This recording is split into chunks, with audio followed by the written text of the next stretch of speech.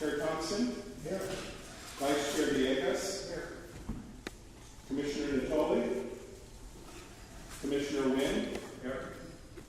Commissioner Burgess? Here. Commissioner Benales? Here.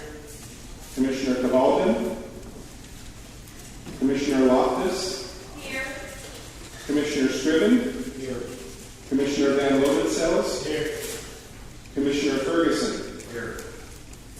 Commissioner Annis? Here. Commissioner Lester Moffitt? Here. Commissioner Chernell? Here. And Commissioner Gillies? Here. Thank you, Erik. We have a quorum, Mr. Chair. Thank you, and I'd like to welcome Brian to our meeting, representing transportation. Is that correct? Okay, so thank you. Moving on to item 3, public comments. Anyone wishing to address the commission on items not on the agenda? And Mr. Chair, I know there were some people who even inquired before the meeting about item number 13 on the agenda. Yes, I was going to get to that. So item 13, if you're interested in that, it will be pulled off our agenda for tonight, and we'll be placing on a future agenda. I hope no one's here for that item only. You can sit down and see a live video in the future. Okay, no public comments, so we'll move on to consent agenda. Approving the minutes of March 16, 2017. Is there a motion to approve? Moved by Burgess, second. Second by Davis. All in favor? Aye. Any opposed? It passes unanimously. Thank you. A regular calendar. Erik, Executive Director report. Great, thank you, Mr. Chair and Commission members. Just a few items I wanted to highlight in the Executive Director report. First is item number 1, and to let you know that the Commission staff selected a consultant to prepare feasibility studies on potential Delta Heritage projects. This is part of our Delta Heritage Area Initiative effort. And the work on this was funded through an agreement with the Stewardship Council, the Delta Stewardship Council, and we look forward to reporting on that work in the future. Blake Roberts, our lead planner for Sacramento and Yolo counties, is the lead on that item. Item number 4, I just wanted to highlight, we are proceeding with our land use and resource management plan update efforts, and as part of that, we are convening local officials, predominantly planning officials, but also others from Delta counties and cities. And we are meeting with them on June 12th. We appreciate Solomon County hosting us as their county administration center. And this will initiate a discussion with our local Delta officials, and primarily planning officials, about land use and resource issues. So more updates on that to come. We are in communication with a handful of local officials. Back in the room there, Melinda's our new project manager. We're very, very pleased to have her on board.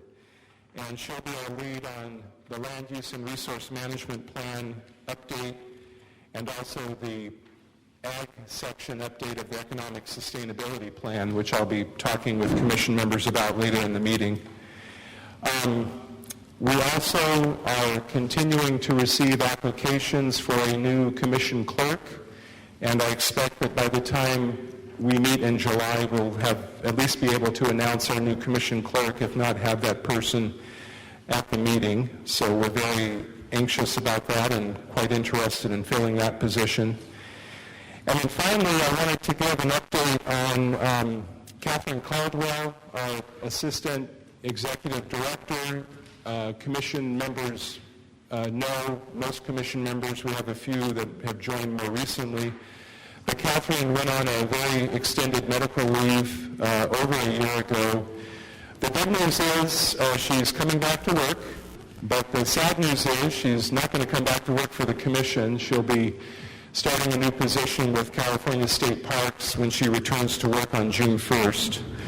And so we're very happy that she is well enough to return back to work. It's been a long, long road for her. And yet at the same time, she was our longest serving staff member. I'm now your most senior tenured staff member at the commission, but so our institutional memory takes a little bit of a hit with Catherine's departure. But we will carry on. We've certainly been very ably supported and led by Natasha Nelson, standing in for Catherine while she was on her leave, and we'll have more to report in the future. But for the meantime, we will send our best wishes to Catherine for returning to the workforce. And then finally, I just will highlight a series of upcoming events. There's always something fun and exciting happening in the Delta, and take a look at those, and if you can attend any. Some are in part sponsored by the commission. Some are just a lot of fun, so take a note. And we also send out notice about a lot of these upcoming events in our weekly Delta Happenings emails, so you can always note that every week that comes out as well. And unless there are any questions, Mr. Chair, that concludes my report. Okay, any questions for Erik on this report? Thanks, Erik. Okay, we'll move on to item 6, and we're going to consider appointment of Delta Protection Advisory Committee members and also receive a report from the committee. Erik and Mark are going to make that presentation. Who wants to start off? I'll go ahead and start this, Mr. Chair. So just a reminder to commissioners and audience members that Public Resources Code Section 29753A compels the Commission to appoint an advisory committee, at least one advisory committee, to advise on the diverse interests in the Delta. And the Delta Protection Advisory Committee has been an entity that has been in existence during different periods of the Commission's life. Most recently, we reappointed and re-energized a Delta Protection Advisory Committee back in 2014. And those members serve for a 3-year term. So here we are in 2017, and 14 of the advisory committee members, 14 of the 15 advisory committee members were up for reappointment. And the commission opened up applications. The advisory committee members represent different interests in the Delta. I'll read those off in a moment here. So we opened up the call for nominations, made available an application for the advisory committee. We had for us what I consider to be a real healthy response to that. We received over 30 applications for those 14 spots. Some of those came from existing advisory committee members, but we had more than a majority of new people that have not served on the advisory committee expressing an interest to serve. And so those applicants are outlined in the commission meeting packet, including the box they checked in terms of the category that they were seeking to represent. We had a lot of interest in a few categories, such as Delta Recreation and representing the Delta General Public Voice, and then other categories were a little more limited in terms of the number of applications we received. The Commission's chair and vice chair helped to evaluate those applications, and the recommendation that they forwarded for appointments to the Delta Protection Advisory Committee include the following. Gilbert Levee and Barbara Daly, representing Delta Business. David Strecker and Rennie Della Maggiore, representing Delta Agriculture. Judah Grossman and Craig Watanabe, representing Delta Conservation and Habitat entities. Linda Gifford, representing the one Delta Recreation slot that is up for reappointment. the commission also appointed a second Delta Recreation Advisory Committee member a year ago. So that person, Kathy Bunton, will continue for 2 more years of service before she is up for reappointment. Mark Pruner, the chair of the Delta Protection Advisory Committee representing a Delta organization. Melinda Terry, an existing DPAC member representing Delta Flood Entity. Jason Peltier, who is with the San Luis Delta Mendota Water Authority and also is chair of the board of the state and federal water contractors to represent Delta Water Exporters. Sam Garcia, who is with Pacific Gas and Electric Company and most recently has been our alternate representing Delta Utility and related infrastructure. Sam Arditi, who is a Discovery Bay resident and is recommended to represent the Delta general public. And Jim Starr of California Department of Fish and Wildlife and Edward Hard of California State Parks Division of Boating and Waterways to represent state agencies. And Mr. Chair, I got started on that list. I neglected to mention that Gilbert Labrie and Barbara Daly are existing DPAC members, as is David Strecker and Judah Grossman. And Melinda Terry, I think I mentioned that in her introduction. How could you forget Melinda? I never do. It's a mix of existing members and new members. I think it's we still struggle to have good geographic representation throughout the Delta region, but I think we are improving it with this recommended set of appointees. And with that, I will leave it to the pleasure of the commission to hopefully approve some set of appointments to Delta Protection Advisory Committee. Thank you, Eric. Oscar, did you want to make a comment about the... No, I thought the process was fair, pretty transparent. I think we had a good, robust set of applicants, and so let's move forward. Okay, any other comments or questions, Eric, on this? Supervisor Real Wayne. quick, what's the makeup's 15 members, is that correct? 15 members total. And we appointed most of them or all of them back in 14, is that correct? That's correct. And so they're all running? Yeah, that's a bit of a challenge. The charter did not create a process for staggered terms. We definitely have had people leave the committee, and so that has created a slight staggering, but not a lot. Everyone's pretty much on a block appointment at this point. We could certainly entertain that with a change to the charter, and at this point, these people are serving at this point without an official appointment. Their 3-year terms expired in March. The committee has not met since that time. I guess my recommendation would still be to make all these appointments, and maybe that's an item we can take up first with the advisory committee and then bring back to the commission about how to create more of a staggered appointment process. I'm not suggesting tonight, but I guess the question is, and I know that the complexity of trying to stagger terms that are currently running. At the same time, although I know there's a couple ways of doing it, but oftentimes they just extend the terms of the 3 to a 4 or whatever to allow those, they don't disadvantage anybody who's currently appointed, but eventually it does become, and it seems like with 3-year terms and 15 members, it'd be 5, 5, and 5, but certainly from my vantage point, and I obviously defer to the chair and the vice chair, but it's much easier to interview for 5 positions as opposed to 15 positions. So just a thought. Good point. You'll take it up with the committee? Yeah, I think that would be a good topic to at least initiate the discussion with the advisory committee. The charter was originally developed largely through a subset of the advisory committee, and then we brought it to the commission for adoption. But I think that certainly makes sense. I thought the same thing this time, and I was a little flummoxed as to how to deal with it, given the need to get the group appointed. Thank you. Okay, Chuck, thank you. Any other discussion? If not, it requires a motion to accept the nominations, if you will. Is there a motion? Thank you, Supervisor Burgess. Is there a second?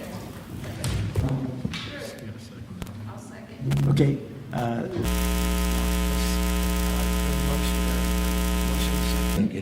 All in favor? Aye. Anyone opposed? Good, unanimous? Thank you. Item 7, receive a report from the Delta Conservancy, and that's Campbell Ingram, Executive Director of the Conservancy. Actually, Mr. Chair, I apologize. Before you do that, I was hoping that the Chair, Mark Pruner, could make a short report to the Commission. I'm sorry, Mark. Please come forward.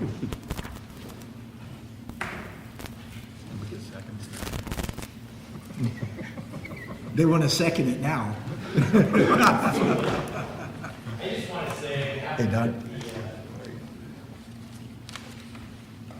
I want to say on behalf of the committee, thank you all for appointing the folks that you did. I can speak personally that every single one of them, virtually I know, are very quality people. They're high quality people. They're very dedicated to serving you and serving the Delta and giving you the best possible information on a variety of topics. I would, everybody knows Melinda. She gets lots of press time. She's on the committee. She's a very, as you might not be surprised, vocal member of the committee, which we really appreciate. Also, Judah Grossman over here too. Raise your hand. Judah is also a member of the committee. And if I get elected again, I'll try to make sure that if the committee members are present, they're duly recognized so you can see who they are and bug them if you want. Since the last meeting, we had a congressional briefing on the WIN Act, WIIN, that became federal law in December of 2016, courtesy of Congressman Garamendi and his staff, and we invited other people to come. That was extremely helpful. There's about 250 pages of that statute that's focused on California law.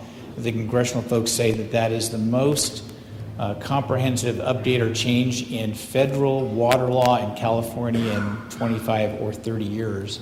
And lastly, I'd like to say that last week, Thursday and Friday, in RIDE, the Delta Independent Science Board met in person, which means people came in from all over the country that are on that board. They resoundingly concluded through official action and community time that the Delta as place is almost a completely ignored matter of research, discussion, and development in the entire process. I was extremely glad to hear that. I think that's a very positive sign, something that we, at least at where we are, intend to draw upon in the future to say, look, the scientists are saying Delta's place is just unexplored, it's not researched, it's not well understood. I think Delta residents feel that they know, but it'd be helpful in getting the message out. So my hope is to bring something substantive before you to consider along those lines in the future. Thank you very much. And Mark, I want to extend a thank you for all your leadership at the DPAC and also all that you do for the Delta, getting folks down here, letting them see what the Delta is, and leaving an impression on them when they go back to where I deal with them on a daily basis, certainly on issues of water and stewardship council issues, and we're making inroads, if you will. So thank you. Hopefully, yes. Thank you very much. Okay, let's move on to number 7, receive a report from Campbell Ingram, Delta Conservancy. Thanks. Good evening. Adjust this just a little bit. Well, thank you for the opportunity to be here and to provide an update. Very much appreciate Erik's participation on our board and always keeping our board informed of what the commission's doing. So I think we'll, on a fairly regular basis, we'll come and give you guys a quick update on what we're up to. I want to talk a little bit about our Proposition 1 program that's just come through its second cycle. I'll talk a little bit about our update of our strategic plan, a little bit about a cash slew planning process that we're doing, and also about a Delta Carbon project that we've been working on. All right. Try this one more time and then I'll just talk loud. So for Proposition 1, you all are probably aware that we received $50 million for ecosystem restoration projects throughout the Delta. We just completed our second cycle of grant awards. Our board last month approved 4 projects in the Delta. There were 2 projects, wetland projects associated with the Dutch Slough restoration in the south part of the Delta. There was a project just outside of the Delta on the Cosumnes that would provide benefits to the Delta. And there was one other. What was the other one? Thought I could remember all 4. In the Cache Slough complex, there was a wildlife-friendly farming effort that looked at isolating irrigation ditches and providing riparian edge along those ditches. So we're very happy that the second round was successful. We're revising our grant guidelines right now. Our board meets next week, and they will hopefully approve the grant guidelines for public review, so you all can take a look at those grant guidelines. And then they will adopt them at the July meeting, and hopefully we'll open the next round solicitation in August, the 1st of August. And that round will have about probably somewhere in the neighborhood of $10 million available for restoration projects. First 2 rounds, we've been a little undersubscribed, and so we were hoping that more projects would be coming to us. So to the extent that any of you have project ideas or know of restoration opportunities that could benefit the ecosystem as well as provide value in the Delta, feel free to let people know that the solicitation is coming up, and we welcome applications. Regarding our strategic plan, we adopted our first strategic plan in 2012, so 5 years later we were looking at refreshing the strategic plan. The first one was a very broad shotgun approach, brand new conservancy with 12 legislative areas in which we could work. This time we're really shrinking it down to 3 key goals and strategies underneath those goals, trying to make it a much more succinct and usable document that the board, as well as the staff and the general public, can refer back to and really have a sense of what the Conservancy is trying to achieve and where we are at any given time. That document is out for public review right now until July 22nd, and I know the DPC staff will be reviewing that document, providing comments, and we would welcome comments from the commissioners as well. And I'm remiss in not thanking the commission and the staff, particularly Erik, for their help in reviewing the Prop 1 projects in the last solicitation. That's a fundamental component of our review of all the proposals that come through. Very quickly, want to touch base on our Cache Slough regional restoration planning effort. That is an effort that we've brought together to bring voice to all the Delta interest in that subregion. The counties are participating, the water agencies. We have a parallel process with the agricultural community. We have the reclamation districts and the RCDs and the counties, if I didn't mention that already, really coming together and agreeing on the relevant information around ecosystem, around flood protection, around agriculture and water supply, and looking at how those things start to overlay and where does it, when you start to look at those things in conjunction, where does that present opportunities that we can do restoration that adds ecological value, but it fits best within the current land use and has the least amount of impact to the region. So we're finishing up phase 2 currently, and we expect to launch finishing up phase 1, and then expect to launch on phase 2 hopefully right after the summer. Keep that process moving. Lastly, the American Carbon Registry just last month approved a carbon methodology for California wetlands, and that includes coastal wetlands, it includes managed wetlands in the Delta, and rice cultivation in the Delta. We've worked for a number of years trying to develop this methodology that really provides market-based incentive to landowners in the Delta, be they public landowners or private landowners, to think about changing their practices either to managed wetland and or rice cultivation, and then being able to quantify the emission reduction and or the sequestration that results from that, and then engage the voluntary carbon market and get revenue for that practice. So it's pretty exciting when you think about the Western Delta and how it continues to subside.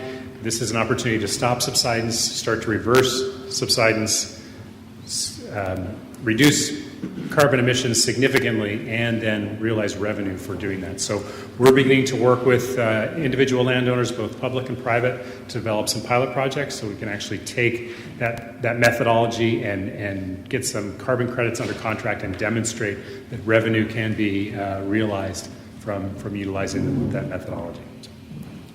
With that, again, thank you to the DPC for their assistance and ongoing coordination. I know we're going to talk a little bit about the marketing plan and the website later on. That's been a great partnership with the DPC, and we look forward to working together more in the future. And happy to answer any questions. Thanks, Campbell. Questions for Campbell? Well, good work and a lot of exciting stuff. Thank you. And we miss our previous board member, Skip, who's moved on to become your chair and work on the Stewardship Council as well. I was going to say it's not often that you have someone asking to give you money, so take advantage of Ingrid. Thank you. Okay, let's move on to 8, which is probably the highlight of our meeting, the Delta Leadership Program. So, Erik?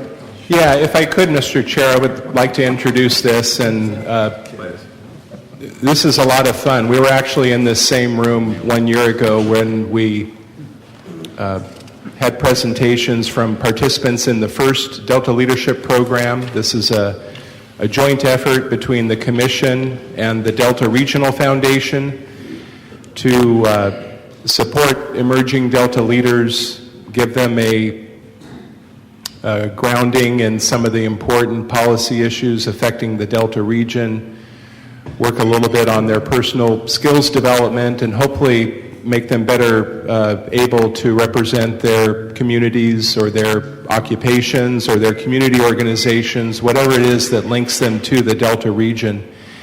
And last year we had a great group. A couple of our commission members participated in that program. They set the bar high, but I think we pulled together a group of emerging Delta leaders that certainly met that match this year. And I'm really pleased to be able to present them to you this evening. What I would like to do is to first ask, we had a smaller group this year, and therefore we only had 2 class projects, and I would like to ask representatives of the group to make brief presentations on those 2 class projects.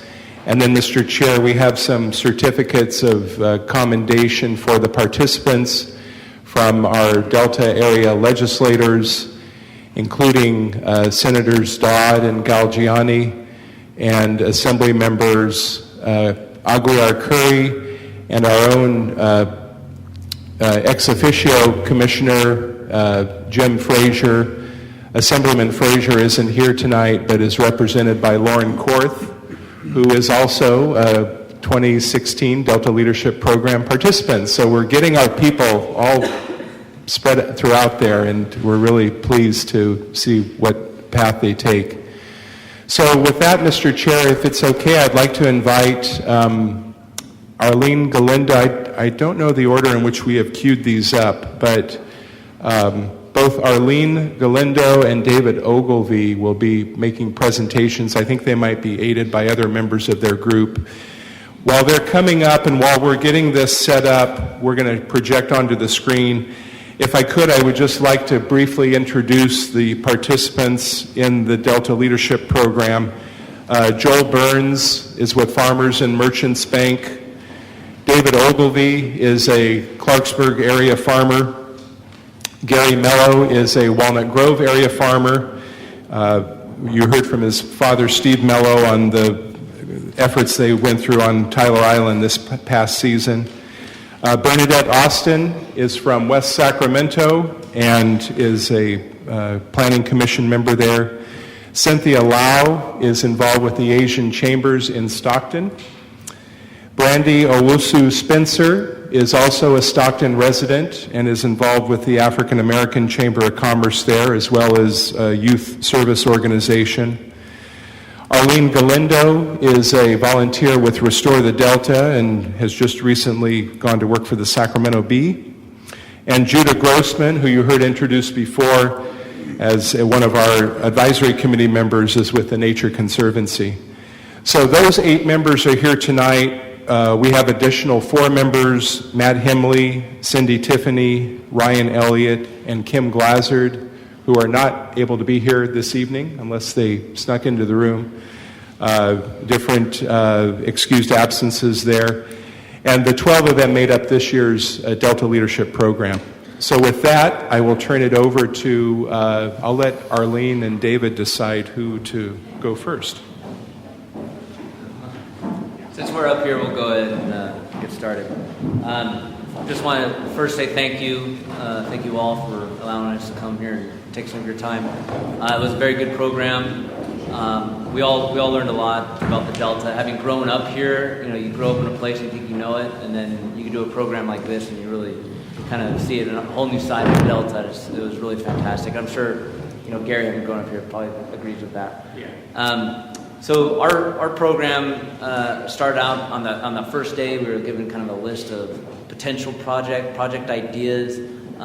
We split up into a group in the second session and kind of honed in on what we wanted to do. And we all really wanted to help. One of the projects was linked with the new Delta visitcadelta.com website, and the Delta Conservancy having started that, they were looking for some help for content and to drive traffic to that website.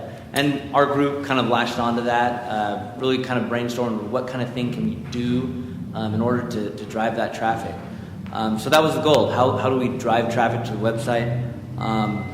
We want people to see that website, and I'm sorry we're not able to bring it up here, but they really did a fantastic job on this website. If you haven't seen it already, you can look it up on your phone or your laptop. It's just it's a fantastic website. A lot of great views of the Delta, a lot of great information on the Delta. But how do we get traffic there?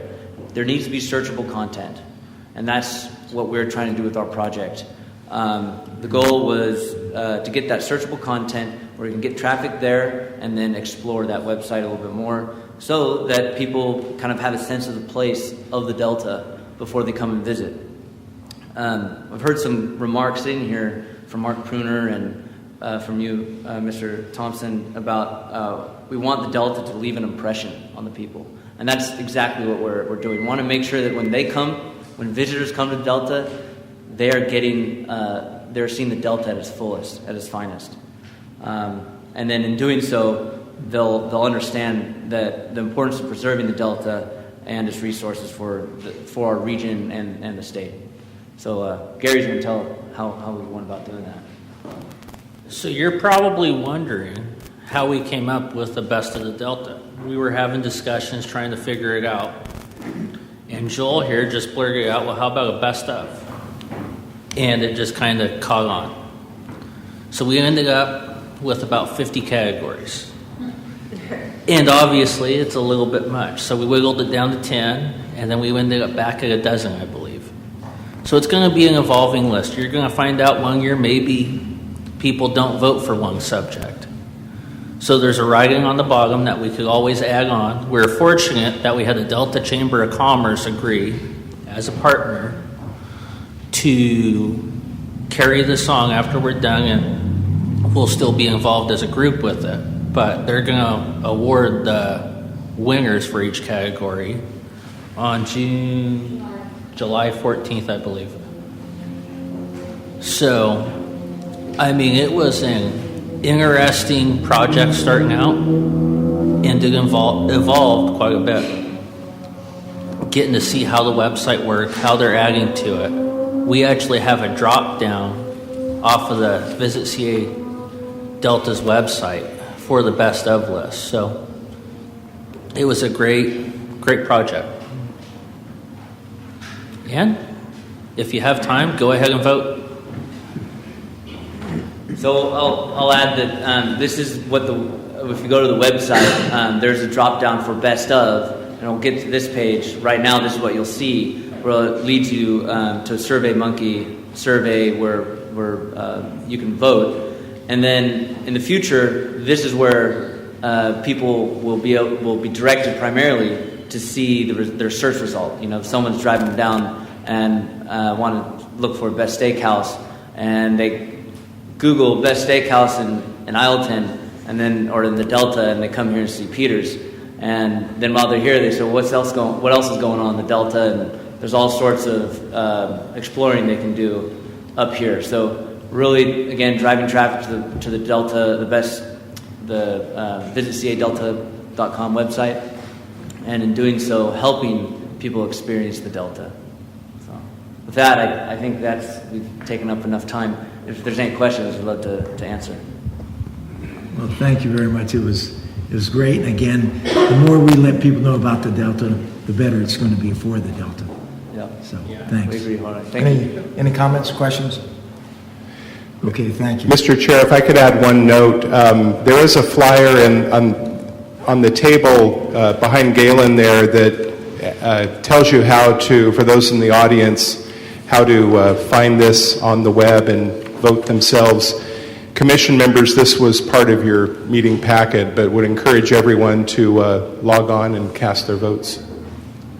And this has been spread around through different social media outlets, as well as posters throughout all the Delta normal posting sites of post office and markets here and there. So In the very bars? strategic areas. In the bars too? The bars, I believe there's some going to bars. No, totally behave yourself. And we've been getting good response. Everyone says, "What a great idea! Let's do it." So go out and vote. Thank you. Okay.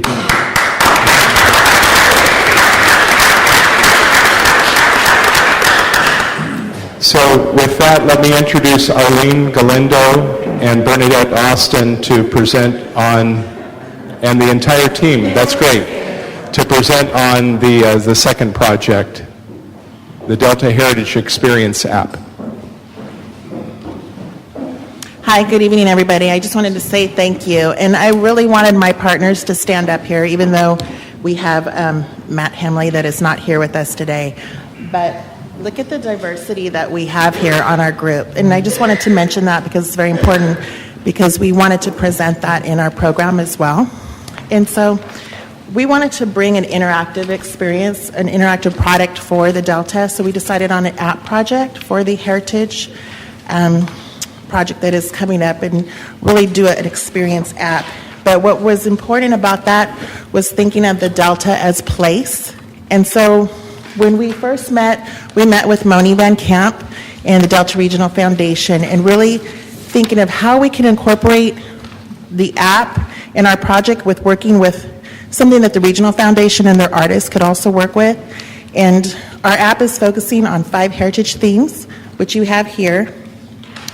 And in your packet, I won't go through it, but we did give you the development process, and then also the work has been done here in the Delta. The curators are here, the artists are here, the historians are here. We're not inventing anything new, but what we are is putting everything together digitally for the app. So we really wanted to stress the importance of the different resources for curating the app, and I've included those in our packet as well, because there's such a rich history and rich information here. So what we did is we took the Apple Hill app, Santa Cruz app, and Yosemite National Park app as our model. And those apps are really great apps. I know maybe you have used them, I've used them myself. But what we wanted to do is take it a step further and make it a little bit more interactive. So you can go ahead and click on that. So your app is here. You click on the app, then you have the different spots. As you're driving through the Delta, you have different things pop up on your app. Okay. So for example, we're going to press on Bogle Vineyards. Bogle Vineyards comes up. Bogle has their story. They have their photos. They have their history.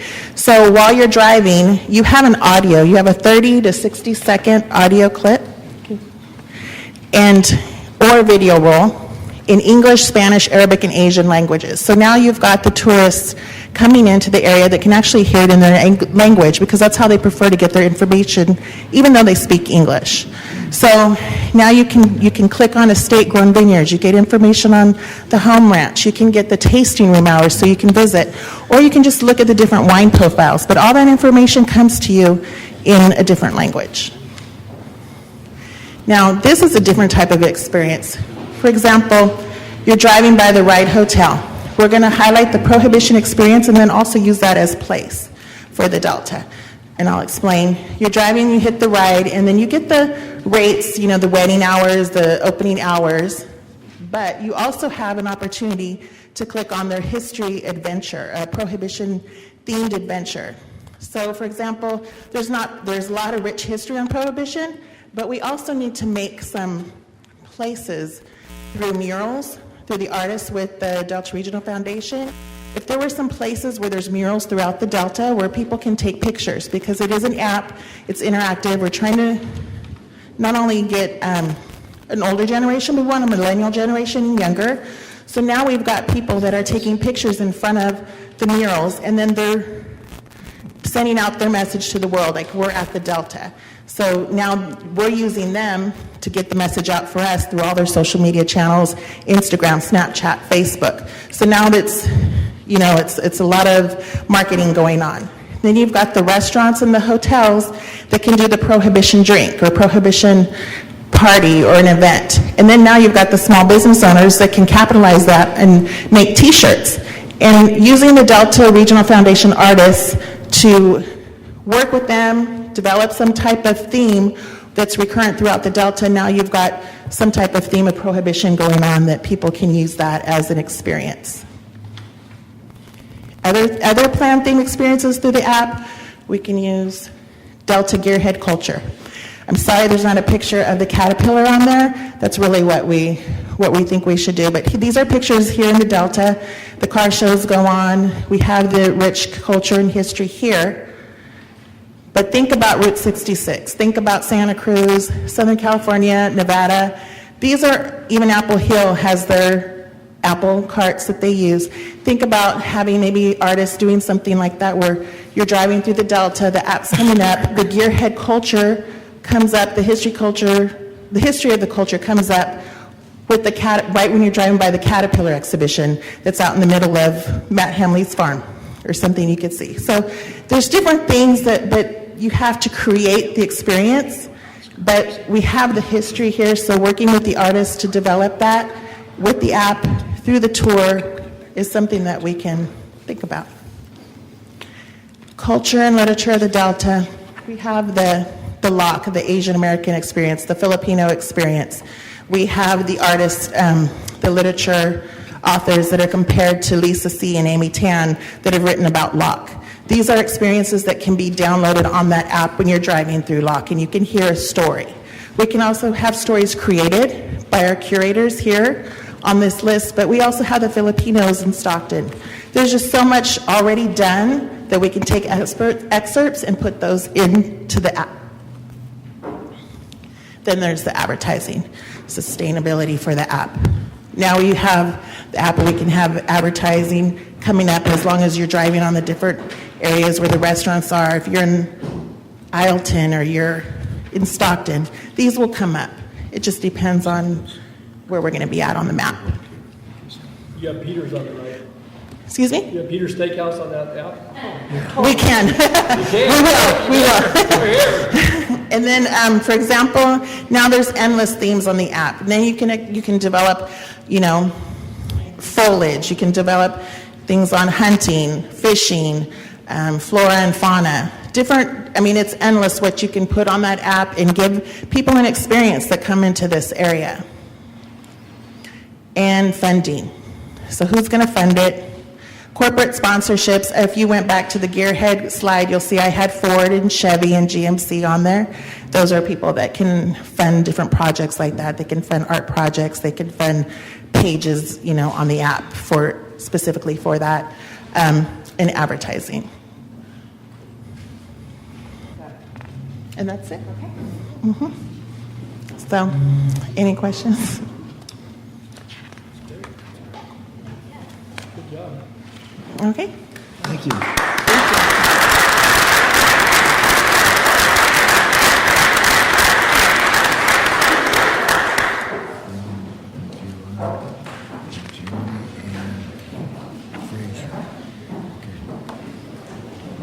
Okay.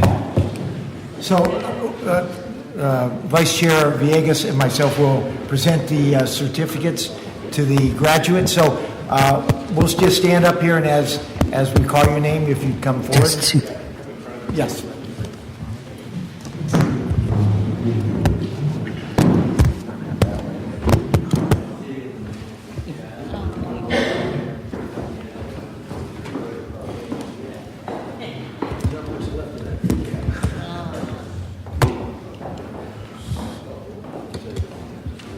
Okay.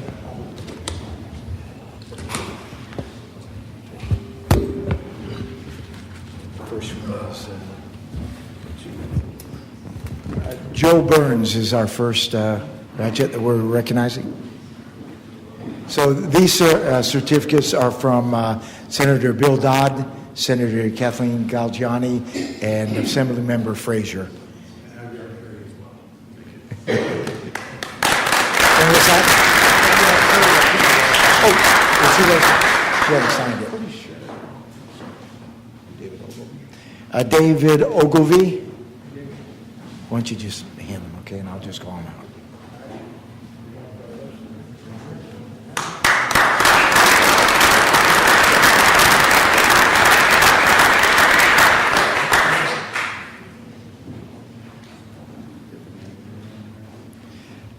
Gary Bello.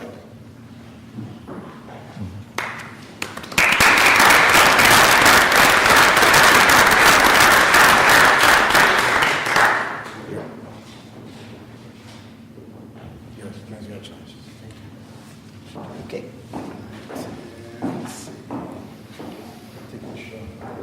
Bernadette Austin Bauer.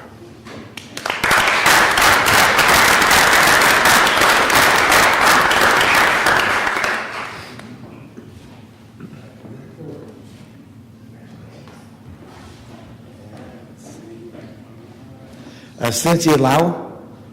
Where is she?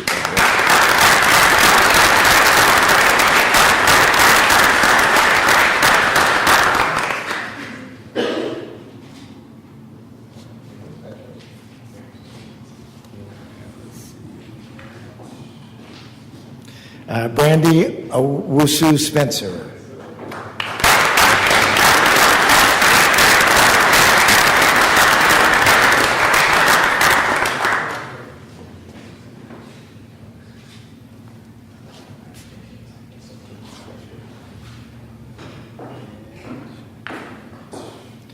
Arlene Galindo.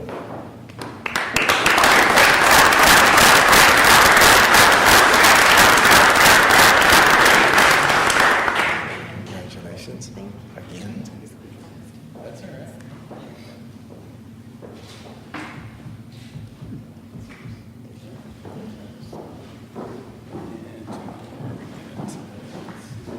right. Judah Grossman.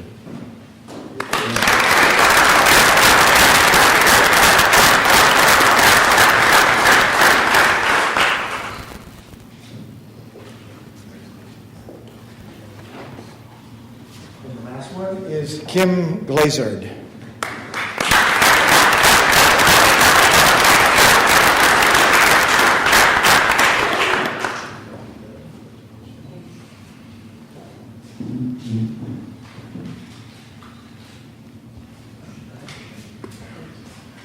So that's all of our...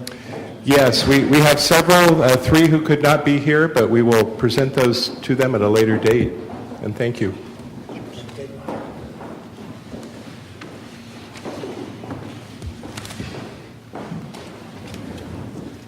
So while the chair's taking a seat, I thought that the timing was perfect over the weekend. If anybody, or actually beginning of the week, if anybody had the opportunity to watch any parts of the Tour of California, the big bike race that's coming from one end of the state to the other, David Magnius, I think his name is, a longtime voice of the Tour de France. If you ever watched the Tour de France, he's the voice of the Tour of California. And as the bicycle riders were heading on parts of the River Road, and they were sort of taking aerial shots of different parts of the Delta, he kept repeating what a beautiful place this really is. And so I thought, what a great opportunity to sort of hear how beautiful the Delta is, and that dovetails nicely with the work that you're doing to sort of amplify opportunities for folks to learn a little bit more about the Delta. So it's very nice, good work. It's on the front page of B as well. Yeah, absolutely. Yeah.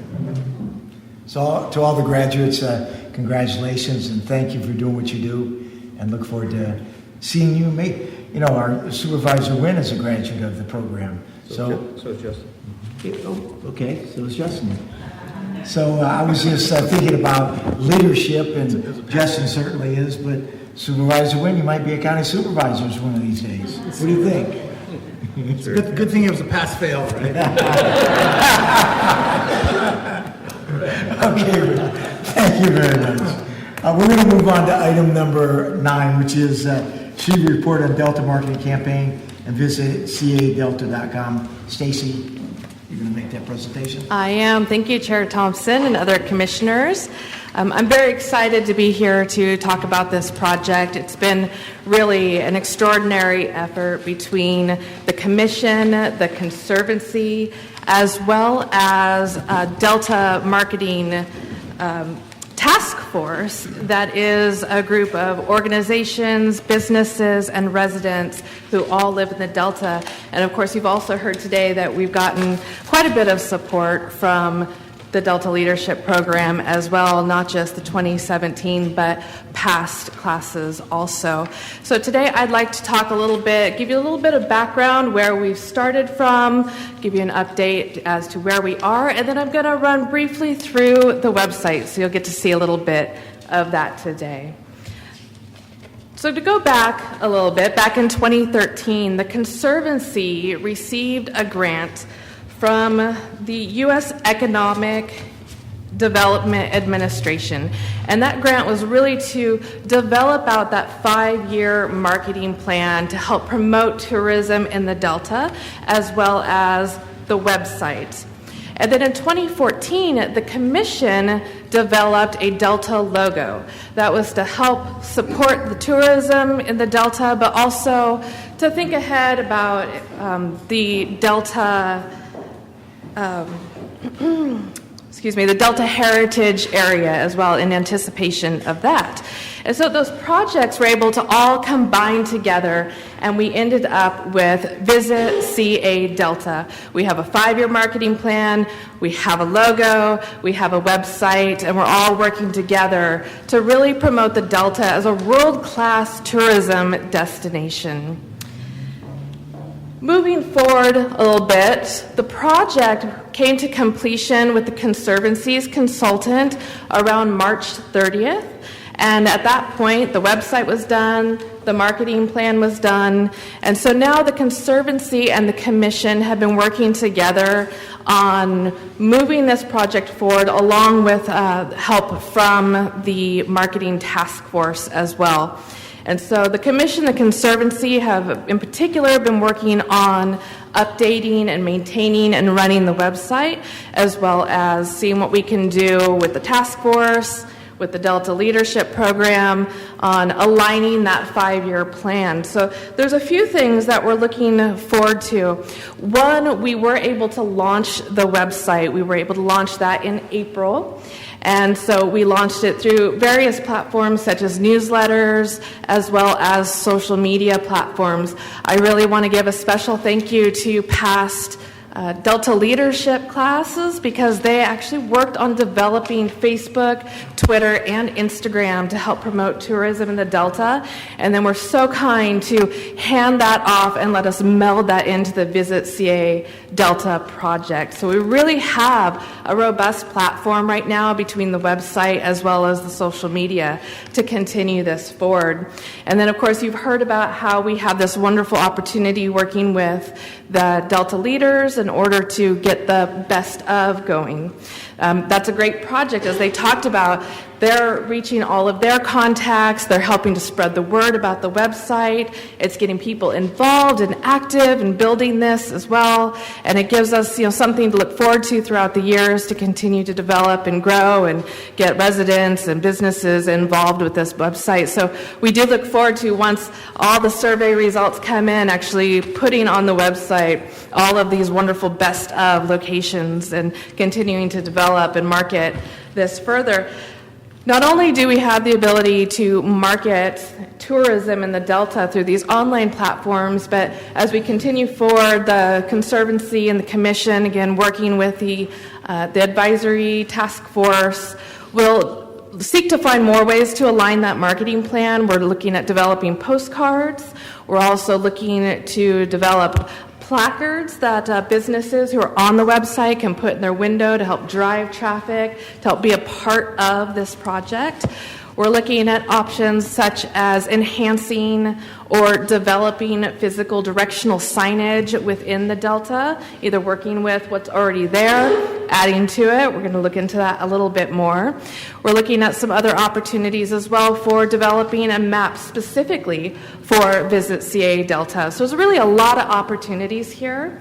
Ultimately, the goal right now, the Commission and Conservancy are definitely hands-on right now, but really the future is to help find and support a Delta organization, a group within the Delta that can actually take on this project and start running with it themselves, with the Conservancy and Commission more in a support role in the background.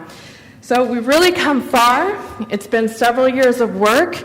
We're here, but there's still, a lot of growth and opportunity with this project. We're really hoping that everybody in this room can be involved and we can continue to spread the word. With that said, I would like to take a few minutes to actually show you the website and just how powerful it is. And we're just in those beginning phases. So I'm going to step over here. I'm not sure if I'm going to have a microphone or not, and we'll see how this works.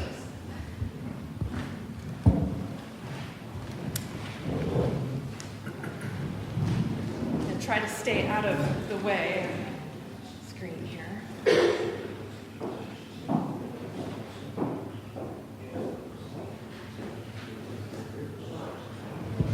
Okay, how is that? So here we are. I'll bring this to full screen.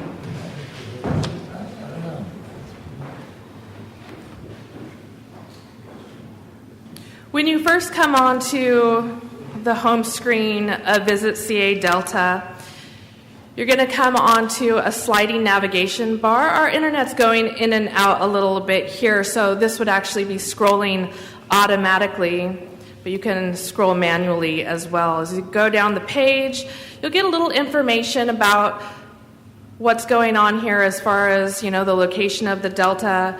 You'll see the opportunities to explore, celebrate, discover, join the newsletter, which we hope that you'll do. A little bit more information, then coming down to the bottom, you're going to learn about upcoming featured events throughout the Delta. And so this will continue to scroll through as we add more and more events.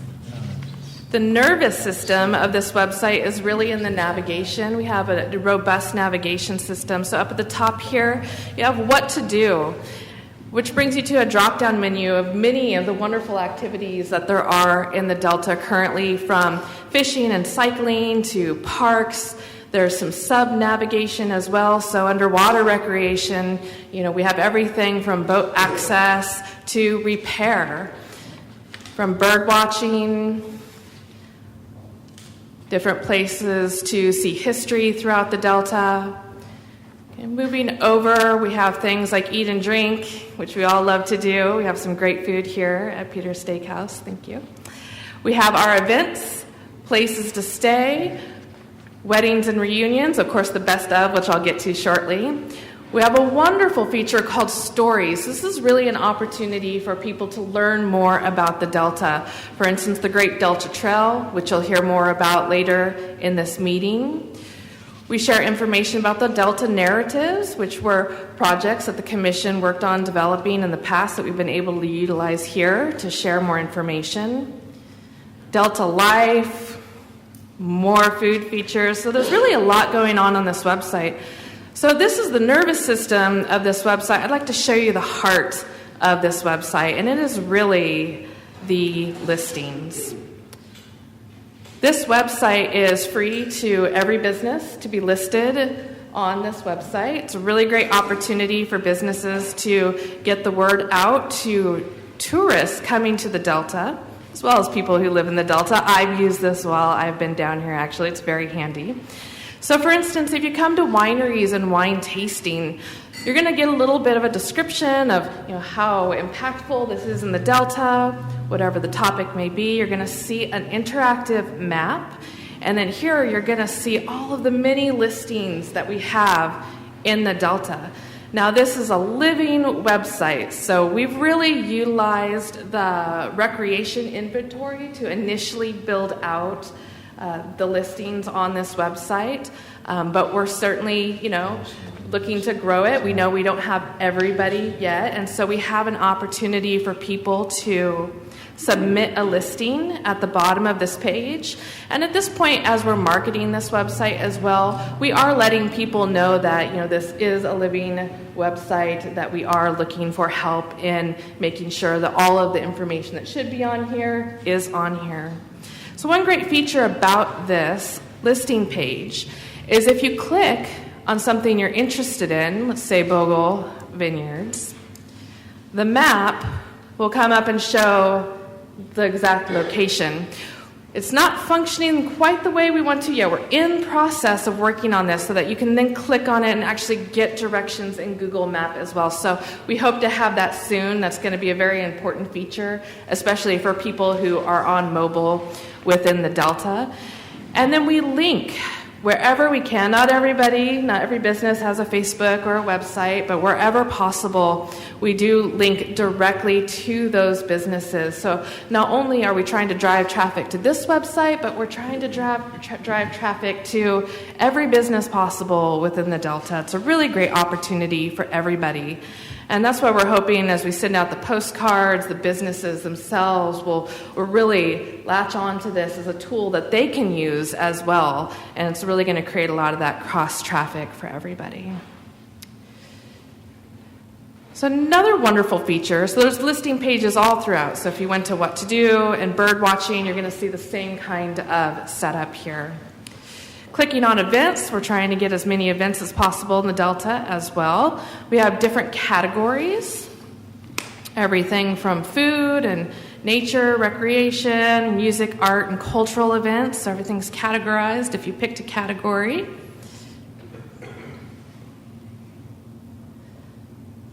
See how our internet's doing.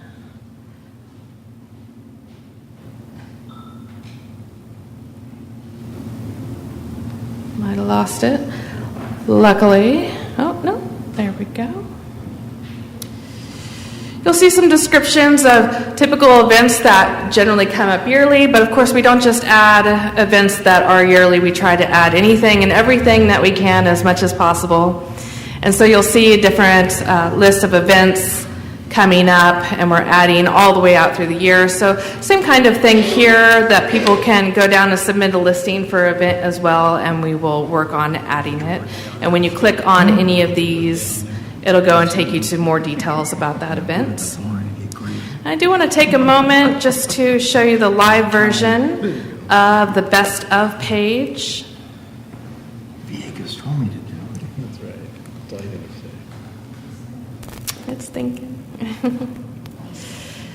So as the Delta leaders really promote the Best Of, and we're helping to promote the Best Of as well at the Commission and the Conservancy also. So we are looking forward to, once we get those results, and as I mentioned, to transforming this page to really highlight those winners here. And you can go to this page, vote here, and it'll take you to that Survey Monkey, as they mentioned.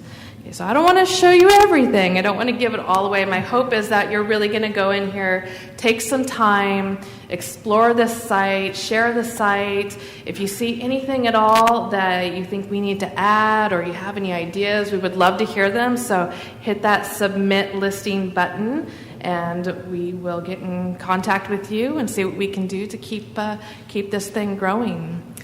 Any questions? You know, that is a good question, actually. I only put up the Google Analytics about a week and a half ago. After the Best Of went out, we were getting roughly 150 hits that week, but I haven't checked this week to see how it is. Yeah. Yes. Supervisor Burgess. How do people submit their events to the website and to you? Great. So right now what we have, and this may change, we may make this a little bit, maybe like a form that people can use in the future. Right now it's very simple, so they can come down, submit listing, and it's actually going to have a pop-up for just submitting an email at the moment. So one thing that we found with this is it's connected to the email server. So that's something we recently discovered. Not everybody's computer has that capability. So that's something we're addressing right now, that it's going to actually go to a page with a form that people will easily be able to type in the information instead of needing their email.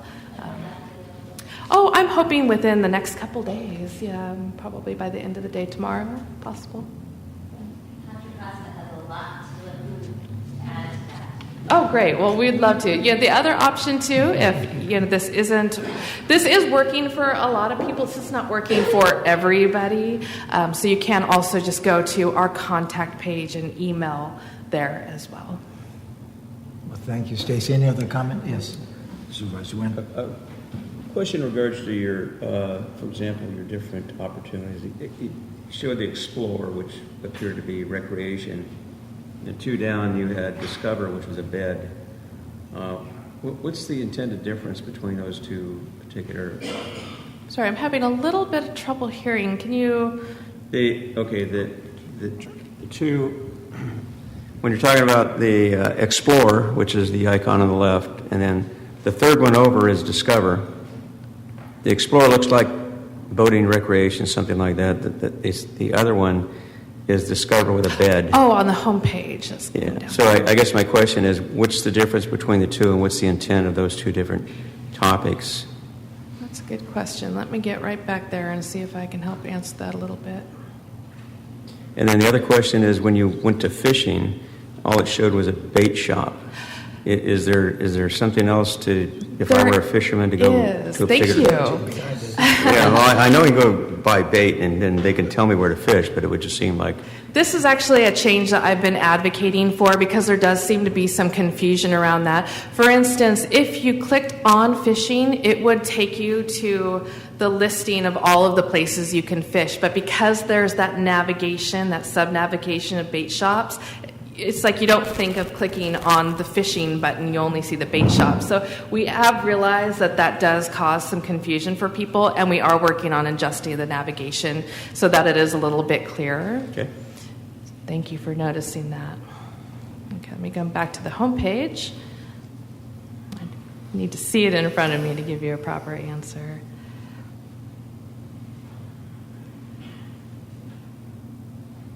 Okay, so we have Explore, things to do in the Delta, and Discover, lodging in the Delta. So these are actually very specific to the navigation. So you can see the sub. It's Explore, the different things to do in the Delta, Discover, lodging in the Delta. So it's actually specific. It seems like it's more general, just saying Discover, but it actually is Discover, lodging in the Delta. Great, thank you.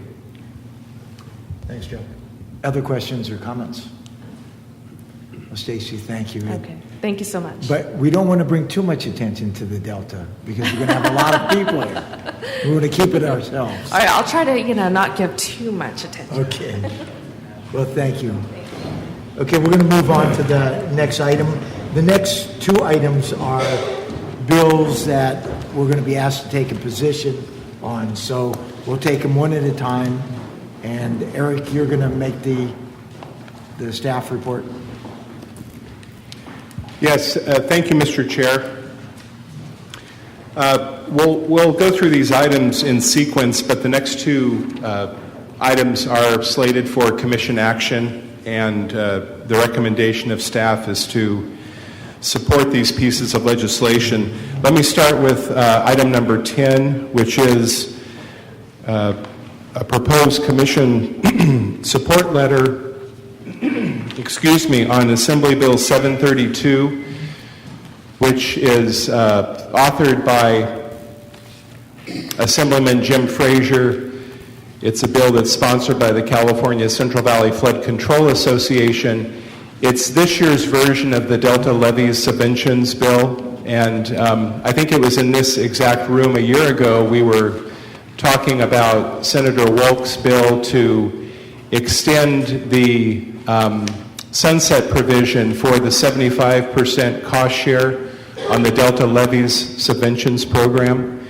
This is a critical program for maintaining the integrity of the Delta levee system. It's really central to everything that we consider to be a Delta value. Without our levees, we don't have agriculture, we certainly don't have the same type of recreation we do. The historic communities, all of that depends on a healthy levee system. So the bill this year would extend the provision that otherwise would expire on July 1st, 2018. Under current law, at that date, which is only a short year plus away, the cost share provision on the Delta Levees Subventions program would go from 75-25, 75 being the state contribution, down to a 50-50 cost share. That would place significant additional burden on Delta levy interests. Based on the level of analysis that's been completed to date on our Delta levy financing feasibility study, that wouldn't even be consistent with there would be much greater share for local Delta levy interests than is likely to be the case system-wide throughout the Delta if you were to move toward a system where those who benefit from the levies pay the cost of those levies. So the bill is something that the Commission has alluded to in its strategic plan. This 75-25% cost share is supported by the Delta Stewardship Council, at least in their draft amendments to Chapter 7 of the Delta Plan, which granted have not yet been adopted by the Stewardship Council, but are going out for environmental review. So both the Commission and the Council understand the importance of this. The Governor did veto the legislation last year. He cited both of our respective efforts, the Council's and the Commission's, on the levy investment strategy for the Council, the levy financing feasibility study for the Commission, as his rationale for vetoing the legislation. It's worth noting that both of those entities have made strong, full-throated voices of support for maintaining the 75-25% split. So the draft letter that's in your packet, Mr. Chair and Commission members, would put the Commission firmly on record in support of Assemblyman Frazier's AB 732. It's worth noting that this bill has passed its first policy committee in the Assembly. I noticed today that it was heard in the Assembly Appropriations Committee and was placed on the suspense file, which is kind of a normal course of events for bills that have fiscal impact. It's certainly appropriate timing for this Commission to weigh in on this matter if it chooses. And I'm happy to answer any questions about that. Okay, any comments? We have two speakers on this item. So the first speaker is Lauren Korth, representing Assemblymember Frazier, and then Melinda Terry.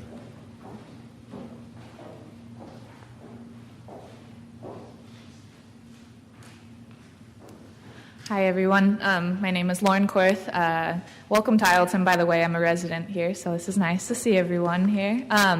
And like I said, I'm the new Delta Field representative for Assemblymember Jim Frazier, and so I'm honored to be here on behalf of him tonight. He's an ex officio member of the Commission and newly of the Delta Conservancy as well. So I just wanted to let you all know that the Assemblymember appreciates the Commission's consideration of this letter to support his bill, AB 732.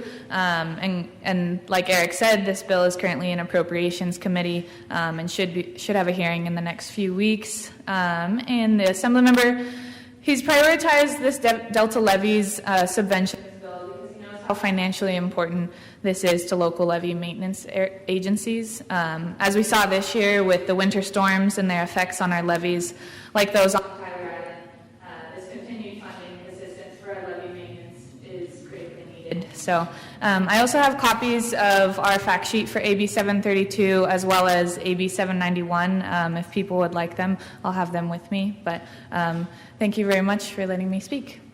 Lauren, thank you. Melinda?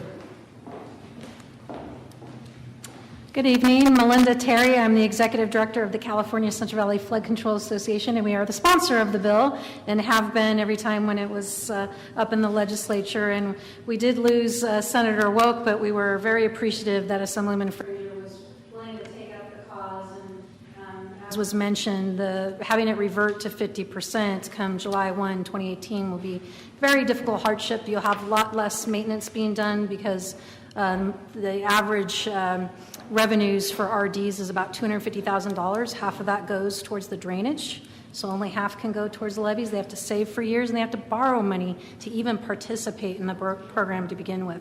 So and the other thing I would just say is I think everyone can agree it really is probably the most successful program that has been in the Delta and has proven itself this last winter. So we hope you will support it. Thank you. Thanks, Melinda. And Erik made mention of the stewardship councils in our draft amendments. It's certainly part of that. And, we had a number of speakers that came before the stewardship council, and to a person, they said, this is the very best program. The 75-25 has worked, and we really do need to continue it. So I was happy to see. Wasn't sure if the stewardship council was going to support that 75-25 again, but it has. And I think we should be supporting it as well. And I hope we'll have a motion out of this group to do that. I'll second that. So we have a motion by Natoli, second by Burgess. All in favor? Aye. Anyone opposed? Well, thank you. Unanimous, Erik. Oh, Chris? actually, I'm sorry, Mr. Chair. I should have interceded in there. I don't know, our state representatives, I don't know if they would care. We can Shall we certainly do a go through a roll roll call vote. call. Could we start over and rewind it and go to a roll call? So we have a motion by Natoli and a second by Burgess. And I noticed that Chris was jumping over the table. I guess to support it. Chris, what do you think? Chomping at the bit. Okay. If we'll I do a like roll the call. rapid movement to a vote there. We almost had them, so. Okay. Okay, so Chair Thompson, Yes. Vice Chair Villegas. Yes. Commissioner Gillies, sorry. I'll abstain. Abstain? Commissioner Burgess. Yes. Commissioner Ferguson. Yes. Commissioner Annis. Abstain. Commissioner Chernell. Not voting. Commissioner Natoli. Aye. Commissioner Wynn. Yes. Commissioner Lester Moffitt. Abstain. Commissioner Scriven. Yes. Commissioner Loftus. Yes. Commissioner Van Lobensel's. Yes. And Commissioner Banalas. Yes. Well, it's the unanimous of those that. So, Mr. Chair, that's 10 ayes, 0 noes, and 4 abstentions. Okay. And thank you to the state. Motion carries. Thank you. Okay, we're going to move on to item number 11, which is a motion on whether to support Senate Bill 731 or House of Representatives 738, Feinstein bill and the Garamendi bill. Yeah, and Mr. Chair, this is the Delta National Heritage Area legislation. The Delta National Heritage Area is an action called for in the Delta Plan. This commission is designated in the federal legislation as the management entity for a Delta National Heritage Area. I like to really talk about national heritage areas by explaining what they are not, because there tends to be a certain level of concern about federal involvement. What an NHA is not is it does not involve federal land ownership. There's no official designation on a map other than let me back that up. There is a designated area for the National Heritage Area, but there are not specific lines on the map, meaning it's in or it's out. People can elect to be part of this as partner sites or not, as they wish. It's really an effort to draw attention to an area where the efforts of men and women have had a significant effect on the landscape, and there are numerous examples of these national heritage areas throughout the country. Interestingly, not a single one in California, and I really couldn't, of course I'm a little biased, but I really couldn't think of a better example for the first designation in California than the Delta. This legislation has been supported by the Commission. It's been introduced and reintroduced and reintroduced. I think this will be the fourth session of Congress that the bill has been introduced. The good news is, within 2 days of Senator Feinstein introducing the bill and co-sponsored by Senator Harris, the bill was heard in the Senate committee and was moved out of committee. That's consistent with where it's been in the past. The likely path for this bill is that, like many other bills that don't quite rise to the level of great significance, it will get folded into larger legislation, and hopefully that'll occur before the end of the session. So the letter in the commission members' packet is expressing support for the bill to Senator Feinstein, to Congressman Garamendi, who's the sponsor of the companion House legislation, and the staff requests the commission support that. Okay. Any comments, any discussion? Will this need a roll call vote? Yes, it will. I would hope it doesn't, but we can do one if you like. So, I believe we'll need one. okay. I will note that this is in the Delta plan. So before we get going, I need a motion first. I'll move you. Supervisor Villegas, is there a second? I'll second. Mayor Loftus? Mayor? Councilwoman. Councilwoman, sorry. So soon to be mayor, I'm sure. We have a great mayor now. Okay. Okay, Eric, we have a motion and a second. Great. And Mr. Chair, was there any public comment you wanted to ask for on this item? I don't know if there is any, no or if we had cards. any cards on it. So, okay. Anyone wish to address the commission on this item?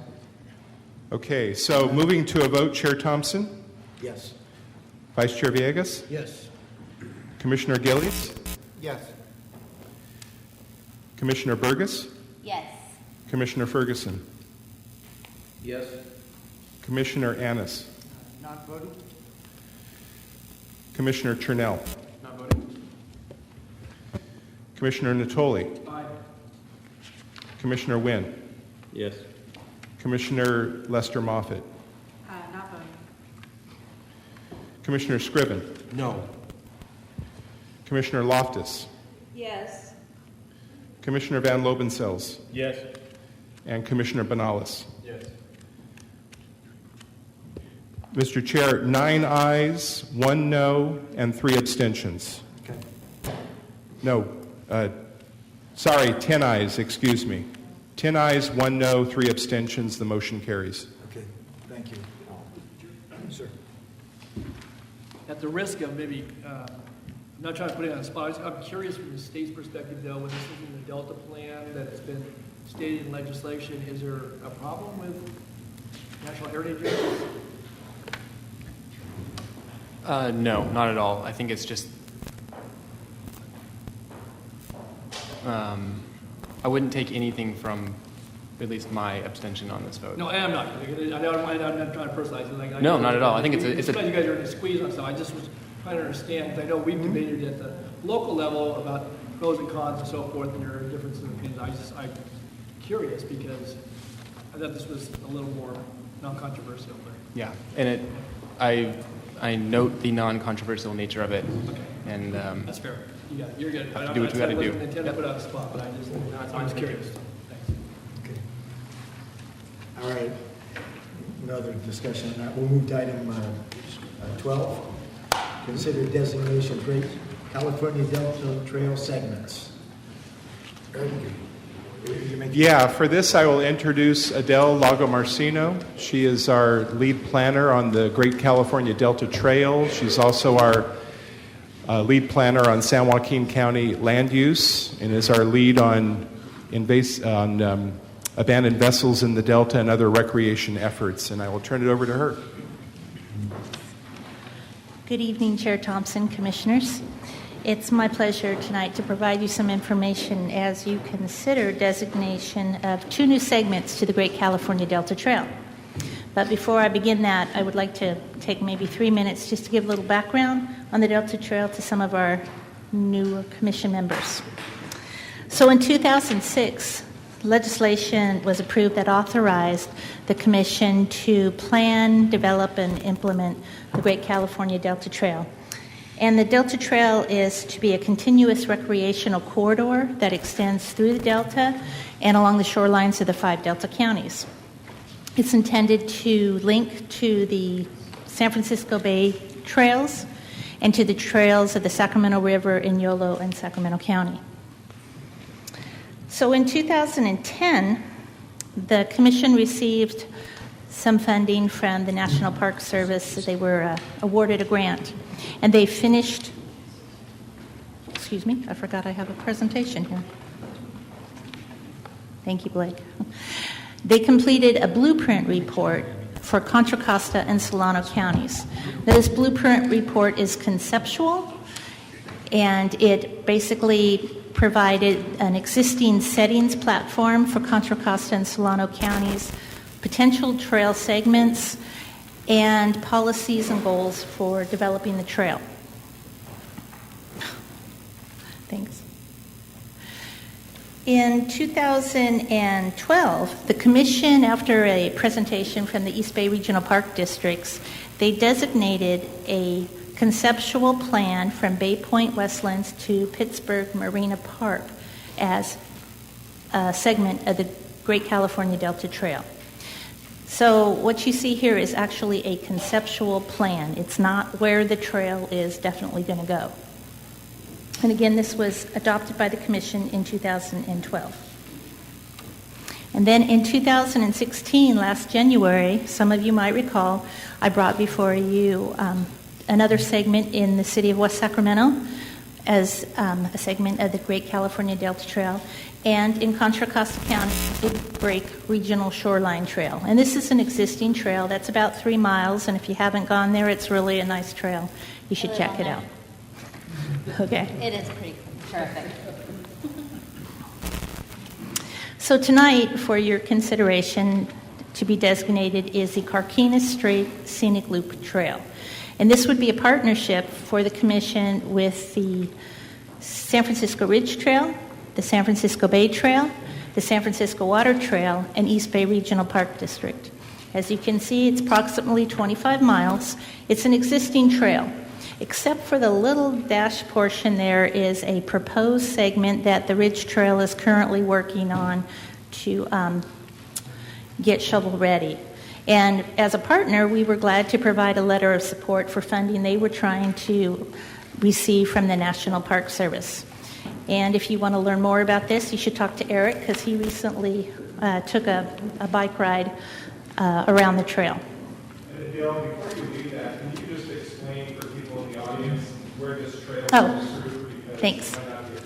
So when you're looking at this, what you're seeing on the left would be the Carquinez Bridge.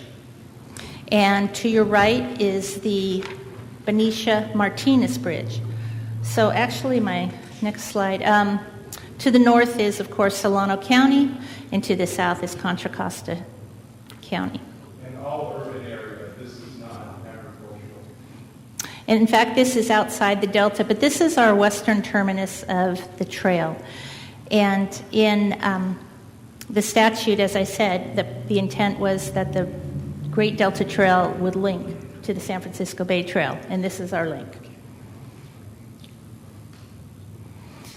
So here we go. Carquinez Bridge to the Martinez Bridge. It involves the cities of Vallejo, Benicia, Crockett, Port Costa, and Martinez. And it's confluence of the San Francisco Bay Trail, the Ridge Trail, the Water Trail, and then there's our logo, the Great California Delta Trail. So these are some sites you'd see on this trail. Would be Glen Cove, the Benicia State Recreation Area, the Benicia Waterfront, the West 9th Street Boat Launch, and this is a launching site for the San Francisco Water Trail, the Carquinez Strait Regional Shoreline, the Radke Martinez Regional Shoreline, and so that's the Carquinez Scenic Loop Trail. The second segment is an alignment that is noted in the East Bay Regional Park District's 2013 master plan. So what you're seeing there, if you look to your left, there's that little green section, and that is the Benicia-Martinez Bridge coming in. Unfortunately, this slide doesn't show up so good in this light. If you go maybe 3 inches, you'll hit Point Edith. And what might be confusing in the resolution is in East Bay Regional Park District's master plan, they have segments of these trails. So there's about a 3-inch section that is the Martinez to Point Edith. Then from Point Edith all along until you hit about the Antioch Bridge is a potential alignment for the Great California Delta Trail in their master plan. That little red section you see right smack in the middle is that alignment that the Commission adopted back in 2012, the Bay Point to Pittsburgh Marina Park.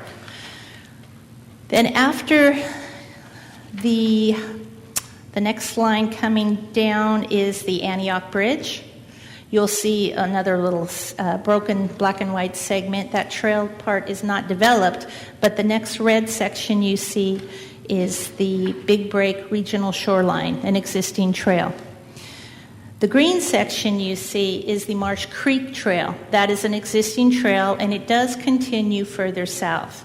However, we're proposing that the trail would head east on a potential segment to the Delta Access, which is a proposed, or a potential, actually, regional park that was land acquired by East Bay Regional Park District.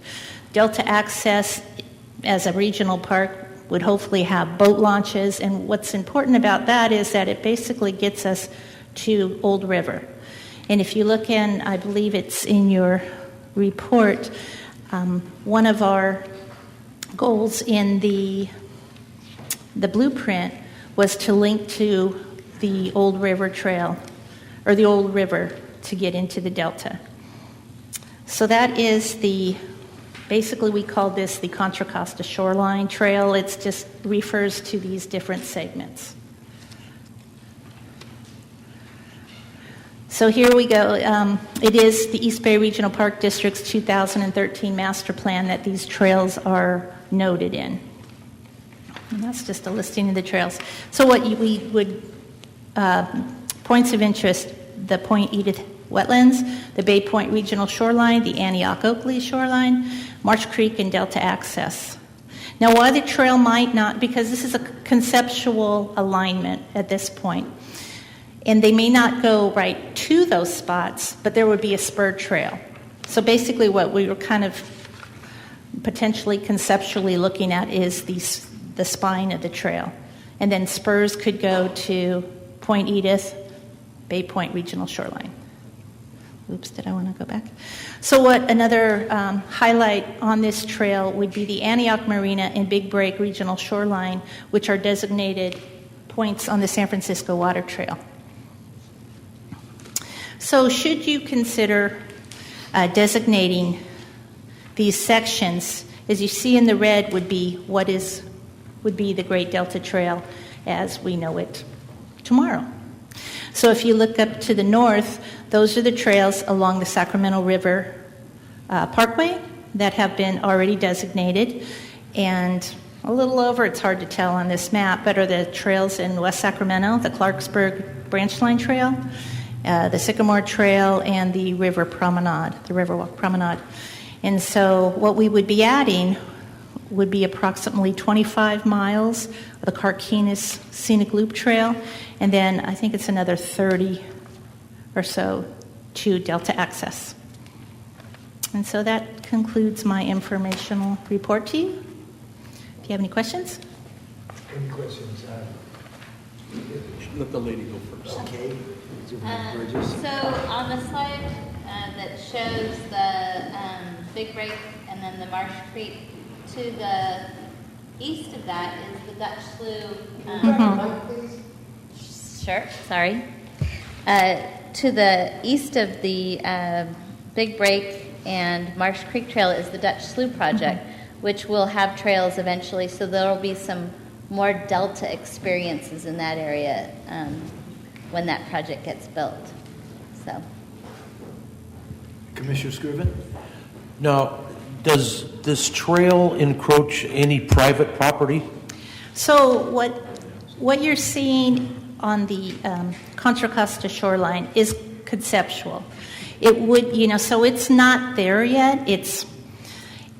Let's look at it as a hope for, a desire. And the point of doing this, and people have asked, why are you doing, joining this? And what I'm trying to do is build partnerships with these agencies.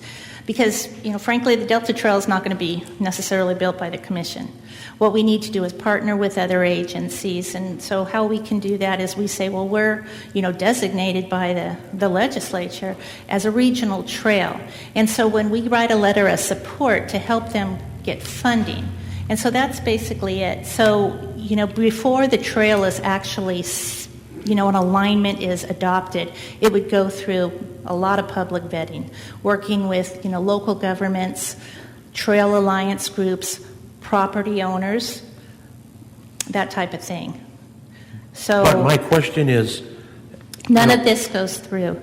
you're not encroaching any private property. What's on either side of it? Is Okay, it so private property? This is conceptual. Some of it is private property, and what happens is as it's, land use changes, it might be, dedicated to a trail. It might be sold, So this isn't where the trail is necessarily going to be laid down at this time. Commissioner Scriven, I think it's also, if I could step in, it's also worth noting that much of this area is either urbanized or urbanizing. And so the Carquinez Loop Scenic Trail is a completely urbanized area. Not all developed, but it's either parkland or City of Vallejo, City of Benicia, City of Martinez. This area, as you get more outside of Oakley, this again is the Nejedly Bridge. We talked about that in this room a year ago as well. Former commission member Mary Pufo, her father, named after him. So as you get to the east of the Nejedly Bridge, or what many people know as the Antioch Bridge, you're in the city of Oakley. And then as you get to the edge of the city of Oakley, Oakley's kind of an expanding city, so it has ambitions to continue moving eastward into the heart of the Delta. These proposed trail alignments or segments, and perhaps Commissioner Burgess could speak to this because she knows the area pretty well, would be incorporated into those growth plans for the expanding city of Oakley. Now, as you get more down into this area, it is definitely a little more agricultural, I'd say, or at least urban edge. And that would, obviously require a lot of care and attention as East Bay Regional Park District continues its efforts to make an alignment into a reality as far as a trail. But what do those businesses, I don't even know what's out there. I mean, if it's just open land or their houses. I'll tell you. Most. I thought you wanted to know. Excuse me. I'm sorry. What I'm trying to get at is we sit here at this board and we're telling people that are going to be involved in this situation, this is going to be good for you. I want to know what those people think. Because I know when you come to the Delta, you're going to have a fight on your hands, and a big fight. Right, the interior Delta. That's right. Yeah. And so I'm not voting on anything that's going to tell, if those people that live in that area or that own that property or whatever it is, if they're in favor of it, then that's fine. But I don't think we as a board have the right to tell those people they have to accept something like that. Yeah, well, and I would ask Commissioner Burgess to step in. Before she became a county supervisor and a member of this commission, she was a board member of the East Bay Regional Park District, and I think during the period of time when this was taken up and approved by the district. I'll yield to my partner over here. So what you're looking at between the Nejedly Bridge and the Martinez Bridge is what they call the northern waterfront. And then all the way to the Benicia, or Vallejo, what is that? What is that called? Is that the Benicia Bridge? The Antioch Bridge. No. Further goes Martinez and then Benicia, the Benicia Martinez, Interstate 680 Bridge. And then what's the next one? Oh, the the Zampa Bridge or That the one. Interstate 80 Bridge, Carquinez Straits? So when you're talking about between Oakley and the Martinez Bridge, it's mostly waterfront that's been manufactured, and it's a lot of brownfields. So the potential for trails is there, but I don't think there's any intention of saying you have to do this. There's a lot of flexibility, and that's what they've done. So then when you keep going over towards Martinez to where the trail has kicked in, it's a lot of the refineries. And again, they are working in partnership with the Park District to create access along with the flood control district there in the county. And then when you keep going further, you go more into a more urban area, and those trails have actually helped improve a lot of the communities, and it's an alternative route for them to get to work, to school, and to the store. So it's been a good transportation trail for folks out there. But I don't think there's any intention as far as trails go to enforce that this has to be. It's more of an amenity and a feature that they want to include in whatever development it happens in that area. Well, I would like to see some type of survey or something from the area people, what they want for their community, not what we want for their community. Right. Well, and perhaps Commissioner Burgess can speak to this, but certainly the East Bay Regional Park District vetted this, and I'm sure they had public meetings and heard from people in that area. But they would certainly be closer to the ground than we would, and perhaps she can speak to that. But they ultimately did approve this alignment. So. Sure. Yeah, Mr. Chair, I might mention a couple points. One is through working with the Transportation Department, we've had opportunity to meet with some folks working on the California Coastal Trail, and that's been an interesting experience. You know, that's also a trail that is in many ways conceptual. There's segments up and down the California coast that are designated, but there's other segments that are undesignated yet. And, you know, perhaps over time there'll be some opportunities that'll arise, but there's also I think these acknowledged gaps where perhaps the state highway, Highway 1, might be the designated trail. Maybe not the optimal trail, but yet, you know, I think these tend to be generational efforts. Certainly Pacific Crest Trail is one that is a fully complete trail north to south, but that was over many generations as well. So I think my understanding of is sort of a visionary step that does just show support for this, and as opportunities arise, the trail can be added to, and perhaps where the opportunities don't rise, it'll be passed to the next generation to look for opportunities. But that was the first point. The second one, maybe on Assemblymember Frazier's behalf, since he's not here, did want to mention that through the transportation legislation that he recently was able to pass, Senate Bill 1, we're really doubling the state money available for trails and bike routes and similar amenities. It's called the Active Transportation Project. And it sounds like this trail may have some schools nearby, some other almost commute activities, and that sounds like something that perhaps could be a helpful funding tool as over time you look to complete these different trail links. And I think to Commissioner Scriven's concern, this is a concept at best, and it's our attempt to assist them if they decide that's what they want, the residents. Yeah. And this is a long way from being reality, I can assure you. But I don't see any eminent domain sort of takings. It'll all be willing seller if there's a change of ownership involved. So I think it's a great idea, but there certainly will be issues that come up. And we're just lending our support to get it going. Any other comments or concerns or questions? There is a motion action requested from us. Yeah, yes, Mr. Chair. Would request that the Commission approve designation of these segments by adopting Resolution 17-01. And before we take our vote, is there anyone in the audience that would like to address the commission on this item?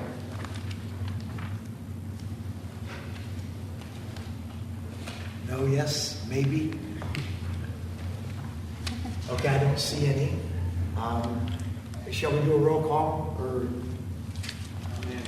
You're in? Hey, I went to record to show that Chris is in. I'll make that motion. Okay. Second? We have a motion by Burgess, a second by Commissioner Trunell. Any further comment on it before we vote?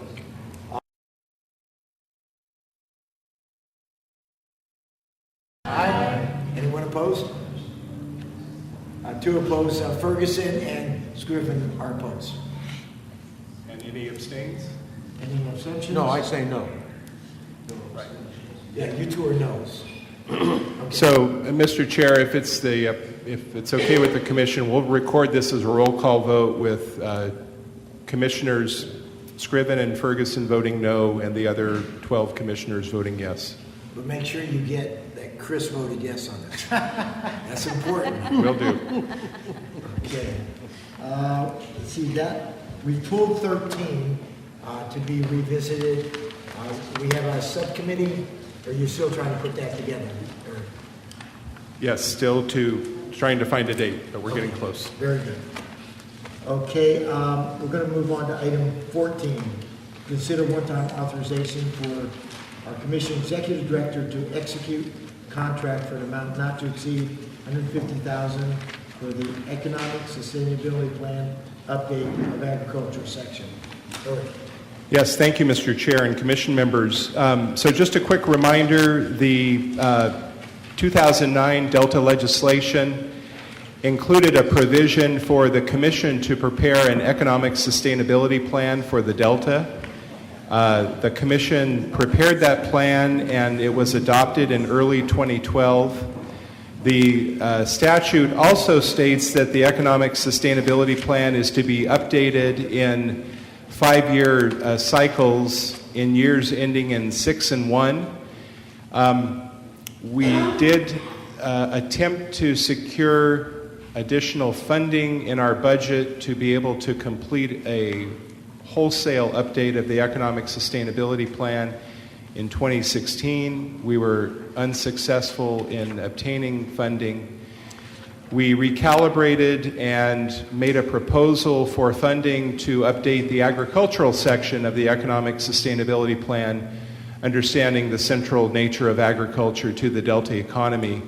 And that was a winner. We were included in the budget, first in the governor's budget, then in the adopted budget a year ago.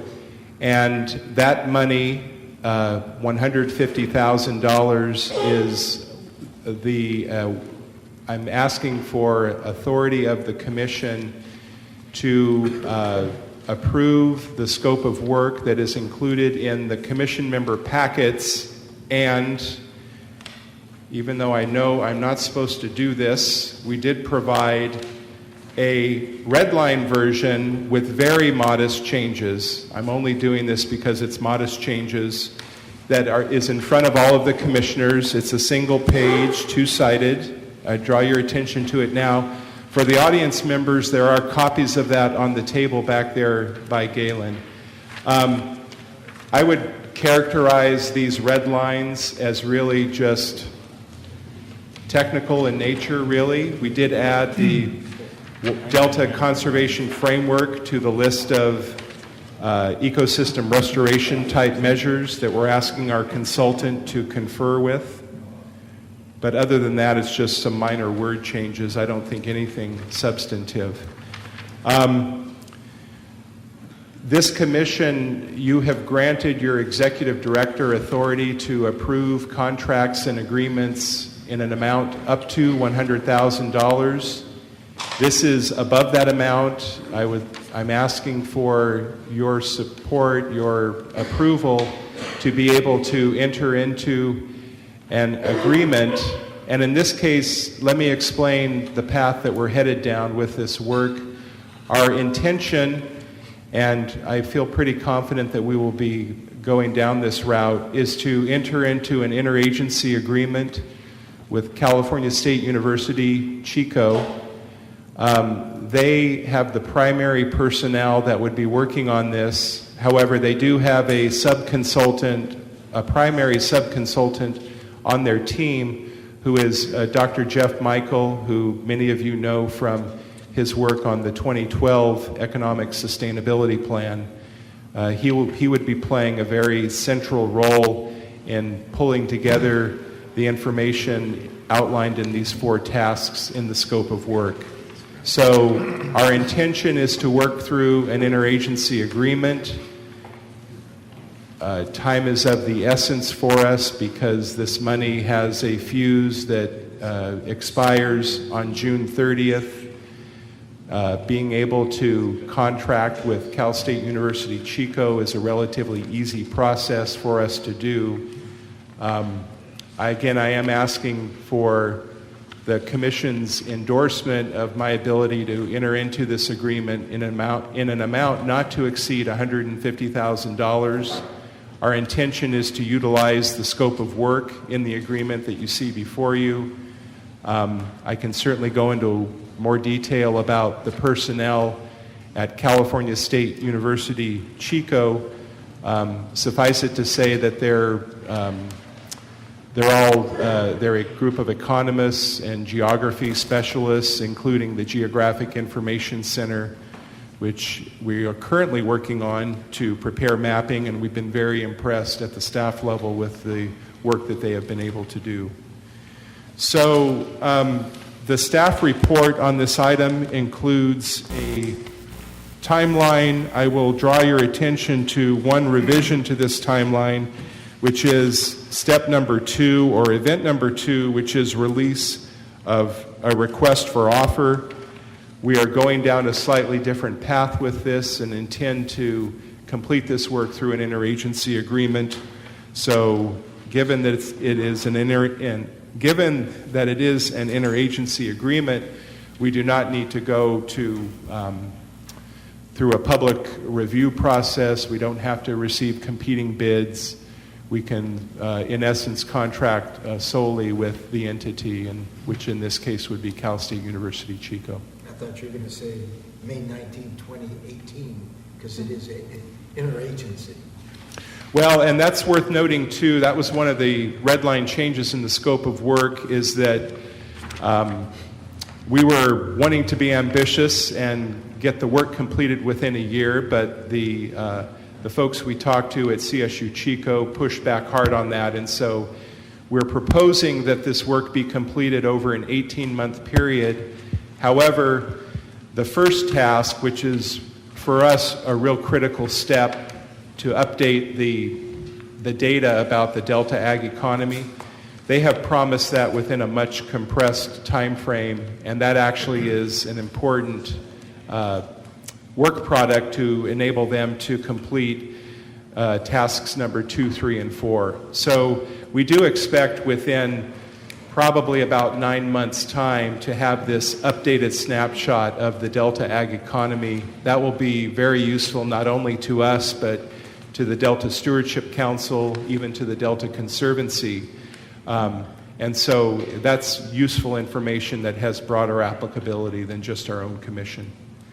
And then from there, of course, further analysis of the impact on from conservation and ecosystem restoration measures, impact on Delta agriculture from salinity. This will largely be similar to the previous work done in the 2012 report, except for the fact that the modeling has gotten a little more sophisticated relative to Cal Water Fix, what was then known as Bay Delta Conservation Plan. And so we should be able to draw a finer bead on what at least that proposed project, if it does proceed, would mean to water quality impacts on Delta agriculture. And then further, we are asking the consultant team to, look into the crystal ball a little bit about what the State Water Board might do with the update of the Bay Delta Water Quality Control Plan and what impacts that could have on Delta agriculture.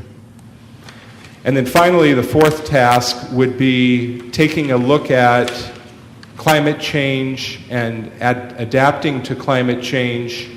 There's been a lot of work on climate change statewide. We would be looking to adapt that information to the Delta geography.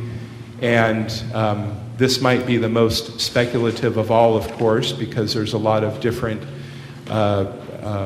ideas about what climate change and its attending effects might mean to California, let alone what that could mean to the Delta. But we'd like to look at that in some level of detail, and really for agriculture, I think what this means predominantly is with the warming winters that seem to be a new feature in California and certainly in the Delta, what does that mean to the mix of crops, and what could that mean in the future if that trend continues? So that's a real quick tour through the four tasks that make up the scope of work. I can certainly go into greater detail, but I'll ask if there are any questions. Supervisor Martolo. Yep. Thank you, Mr. Chair. A couple of quick questions. One, first, as it goes to process. So you're asking the authority to go out to get the work started with the scope that's been outlined. But on the calendar, this also relates to actually contracting and getting the request for responses and so forth, and then executing contract.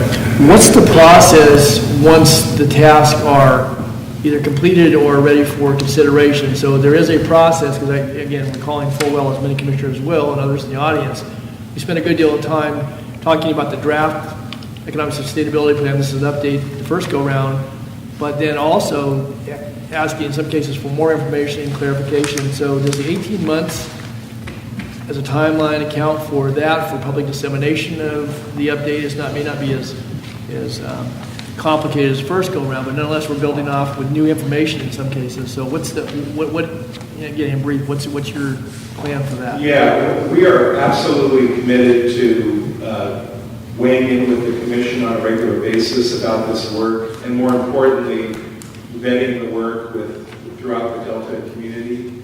So whether that occurs during the 18-month period when these technical memoranda are prepared, or whether it occurs once they're prepared but before they're finalized, what I envision is, as with the economic sustainability plan, that this comes before the Commission for its ultimate adoption.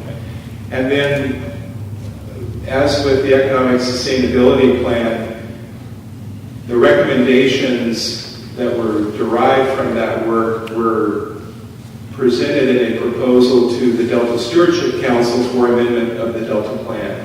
And that's really the reason we're doing this. In part is to get better data that can help everyone, but most important, I believe, from the Commission's perspective, is to be able to craft a proposal to the Delta Stewardship Council under our role to advise on Delta as place.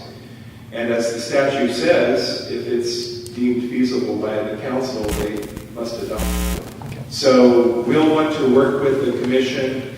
We'll certainly work with the Delta Protection Advisory Committee and the greater Delta community to craft what that will be before we bring it to the Commission. But I think that's really the main product coming out of this, is the set of recommendations that I believe this Commission will want to forward to the Delta Stewardship Council for incorporation into the Delta plan. And the second part of my question relates to some of the work that's going to be performed or being called out. Is there any, and maybe as it relates to number 4, but I think in light of other efforts that are currently ongoing, discussion that was pulled from this evening's agenda as it relates to how things might be paid for, but certainly to levees. When you look at the Delta, I mean, those are a key part of anything goes on here. Certainly life lived daily, farming, environment, water transfer, whatever it might be. And I know that in our economic sustainability plan, last time around, this commission presented a recommendation that in some parts that related to levees was not adopted by the Stewardship Council.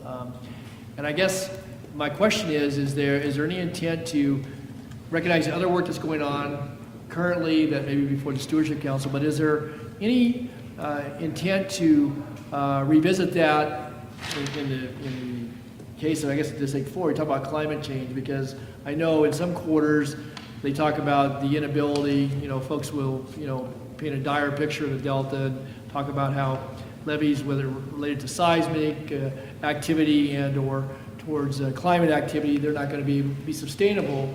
I think that's been a counterposition, at least by a majority of this commission, and we've, on behalf of certainly the work, work that we've done and had done, I think presented a different case, and one that I think is sustainable and one that presents a bit of a different picture. So I guess my question, kind of bundle all that up, is there going to be any touching upon levees, either updated information, certainly what they mean to crop production, to, as I said, to the protection of the towns and infrastructure?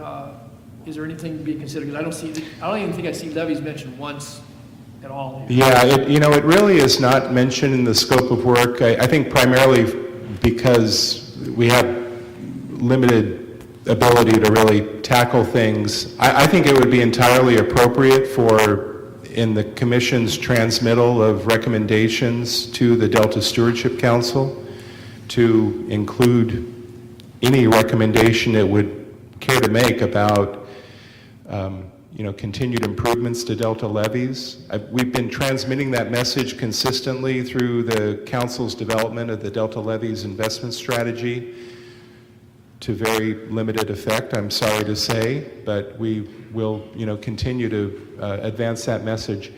I guess I'm struggling a little bit with what the analysis would look like that could lead to sorry if I'm echoey, that could lead to the Commission restating that recommendation that it made in the 2012 plan. Again, doing it from memory, so I may be leaving something out here, but we talked about the levees as a system-wide approach. We talked about it to an HMP standard. We also, there's a strong recognition that certainly, populated areas and areas that had significant infrastructure, built infrastructure, were of a high priority. But we did not discount that, whether it was agricultural lands or lands that may have environmental value, or certainly maybe sparsely populated, that those were any less important. And again, from my, again, kind of narrow understanding of, some of the work that's going on, obviously there's a prioritization that's being called out. But we also presented a plan that, I think, and again, in some quarters was probably not well received, but said that making that investment from the standpoint of the long-term viability and sustainability of agriculture, of the economics, recreation, and in preservation and a lot of environmental attributes, that was a significant. Now, again, it may be the same. We say the same thing again. Maybe it doesn't need to be restudied. I'm not suggesting that, but before we say a scope of work and go off and spend the money, I just wanted to put it out on the table. I don't have necessarily thinking in mind. I didn't get the formal report out and take a look at it in advance of this, Erik, and to my commissioners, and so I don't want to belabor it this evening. But I think it's key because I don't think you can say it often enough to the point that we talked about it with legislation this evening, and unless that continues to resound clearly, the jeopardy to the Delta, if people ignore that and go off on other tangents, then everything we talk about as relates to daily life can be in peril unless we really continue that focus. And so, again, looking long term, and again, this is an update, so maybe we don't need to belabor it, and I'm not trying to add to the scope of work, and so I'll leave it at that. But I wanted to put that out there tonight because as I thought about this and looked at the scope of work in particular that you had before us, it seemed to me that if there's any freshening up we need to do or any further restatement or clarification, certainly for consideration by this commission, then I would suggest that would be a time to at least take a look at that. Thank you. Okay, thank you. Any other comments? Can I just comment on that? Without maybe restating it, there may be work that's already been done that could be cross-referenced, to your point, Commissioner Tolley. Rather than trying to reinvent the wheel, there may be periodical work that's already been done that could be cross-referenced pretty easily and inexpensively without trying to rejigger the entire scope of the contract, but at least reference them in some way. Well, I hear what both of you are saying, and clearly that's levees are a critical component. I guess the thought that occurs to me is we could certainly include within the scope of work asking the consultant to, review those statements made in the 2012 Economic Sustainability Plan relative to levees. One thought would be asking them to develop a more up-to-date estimate of the cost of bringing the entirety of the Delta levee system up to a DWR Bulletin 192.82 standard. Some people call it a Corps of Engineers PL 8499 standard. We generally don't talk about the core standard anymore because that comes along with a lot of requirements that don't add a lot of value in the Delta context. But both of them have similar geometries, and we hear consistently from the Delta levee community that that's the standard that we should be striving toward for the base level of protection in the Delta, and then you improve upon that to the extent that you have important values that you're trying to protect. So I think we could incorporate that if it was, or at least that's what I would offer up in the spirit of this discussion, to include that in the scope, not really asking them to go into any greater detail, but just to take a fresh look at what the cost estimates were. And I think we have some slightly better estimates currently than we had in 2011 when we finalized that report. And that would certainly bring it into the discussion and highlight, what's needed to, bring it up to that point. This is one of the benefits of the work the Delta Stewardship Council has been doing, is that we have a clearer sense of where we're deficient bringing levees up to that standard and how much it might take to complete that work. Chris. Yeah, thanks for the opportunity to weigh in on this a little bit. So I would just urge, whatever that form that looks like, whomever is going to be doing the actual work that's laid out in the scope of work here, and maybe we should be more specific in the language, but there always seems to be a default of some sort back to a position of zero-sum game when talking about habitat restoration in agriculture. And I think that in some cases, that's true. There are some projects, and that's actually the biological opinion that I'm referring to, the 2008 U.S. Fish and Wildlife Service biological opinion related to tidal restoration is not listed here, so that you might want to include that. When you're turning some agricultural lands into tidal restoration, yes, generally what you're doing is you're taking land out of production, and if it happens to be agricultural use at the time, and moving that into a more of a habitat purpose. I totally understand that. But I think that the conversation is broader, and I think that to the extent that the Commission wants to continue to take broad, progressive attitudes towards what's really happening out there, again, recognizing that there's a suite of things that are happening out there, really recognizing that there are myriad opportunities for continued agricultural economic development and sustainability, oftentimes enhanced by bringing multiple benefit or habitat-related aspects to private land ownership and management. And I think that the continuation of setting up what I would consider to be a false conflict, at least in broad strokes, doesn't really serve that purpose. And just as an example, Campbell Ingram from the Delta Conservancy was here earlier today and talked about how he's done fantastic work with the Conservancy, and he got an award for that, by the way, from the Carbon Registry, and he didn't mention it. He's a modest man, I suppose. And that's all about finding that convergence between different public values and bringing revenue to the private sector, the private landowner sector. So I want to be just clear about, if it's possible to expand the basic framing and specific scope of these types of efforts when we talk about the interaction between restoration and agriculture. Thanks for your comments. Any other comments from the Commission? Anyone in the audience that would like to address the Commission on this item? Seeing none. Erik, did you get what you needed for this discussion? Yeah, the discussion was helpful. I heard everything that was said. I was taking a lot of notes while it was being said, but I heard everything that was said. I do have a request, which is a vote to authorize me to, well, it's stated in the staff report, the preferred form of the motion, but authorizing me to offer, negotiate, and execute a consultant contract not to exceed $150,000 that substantially conforms to the scope of work, and that could certainly be amended with a levee-related statement.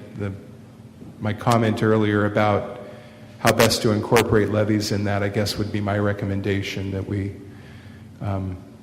ask the consultant team to evaluate the previous levy recommendations and specifically to estimate as best they can the cost to bring the Delta levy system as a whole up to that favored standard.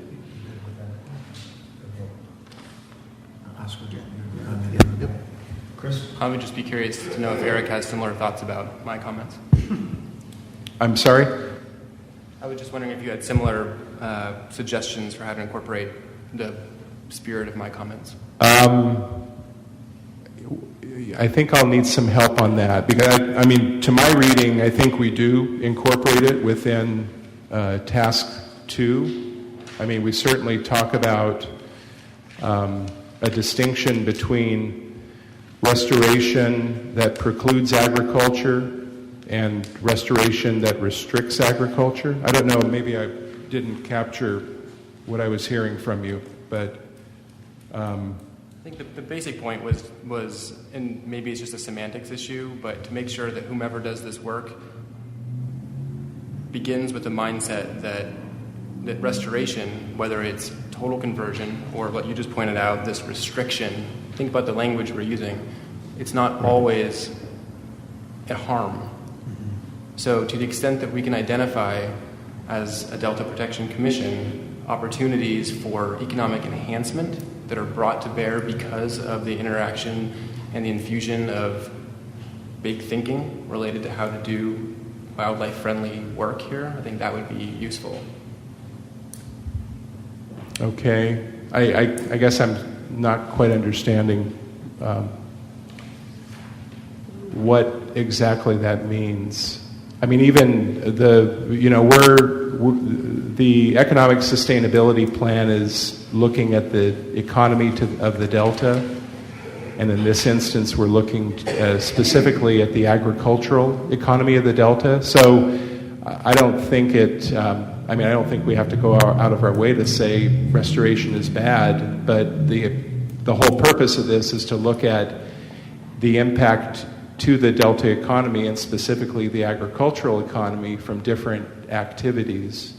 And I think we definitely would want to be fair and understand that there's a spectrum of impact to agriculture from restoration that goes all the way from minimal level of impact to complete level of impact in the case of tidal marsh restoration, where you completely preclude agriculture from continuing as an activity on the landscape. So, I think the way we've laid this out, we can be fair about the distinctions along that spectrum, but if there's something else related to that I'm not picking up, forgive me, but I know the earlier economic sustainability plan looked specifically at contentions that we're going to get all of this infusion of tourism and Delta visitation as a result of converting much of the Delta from agriculture. And the analysis was very clear that is not going to replace, that's not a like exchange of economic activity, that you're going to harm the Delta economy by wide-scale restoration. I can understand why you might want to do that for other reasons. What's the impact on the Delta economy? You don't gain from that type of activity. You lose economic activity from agriculture, a little bit of economic activity from tourism. Your recollection, Erik, certainly of that body of work is that agriculture was an order of magnitude of a couple $2 billion with all things factored in, and that recreation and tourism and some of that were related to converted lands would be a tenth or maybe 15% of that, again by the the economists. But it also Happy to work with Commissioner Chernell on that. Perhaps I have levee vision. I can understand what that looks like in the levee context, but I'm still struggling a little bit with what a red line change would look like in Task 2, which I think is what your comments were addressed to, Commissioner Chernell.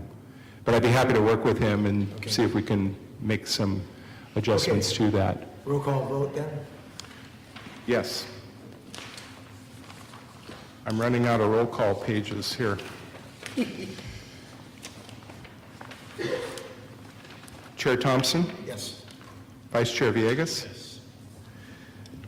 Commissioner Gillies? Yes. Commissioner Burgess? Yes. Commissioner Ferguson? Yes. Commissioner Annis? Aye. Commissioner Chernell? Yes. Commissioner Natoli? Aye. Commissioner Wynn? Yes. Commissioner Lester Moffitt? Aye. Commissioner Scriven? Yes. Commissioner Loftus? Yes. Commissioner Van Lovensel's? Yes. And Commissioner Benalis? Yes. That's a 14-0 vote, Mr. Chair. Well, finally, we got it right. All right. Are there any commissioner comments? Announcements? Okay, seeing none, then we will adjourn to our next meeting on July 20th in Cortland. Is that correct? Yes. Okay. Thank you all. Okay. Yep.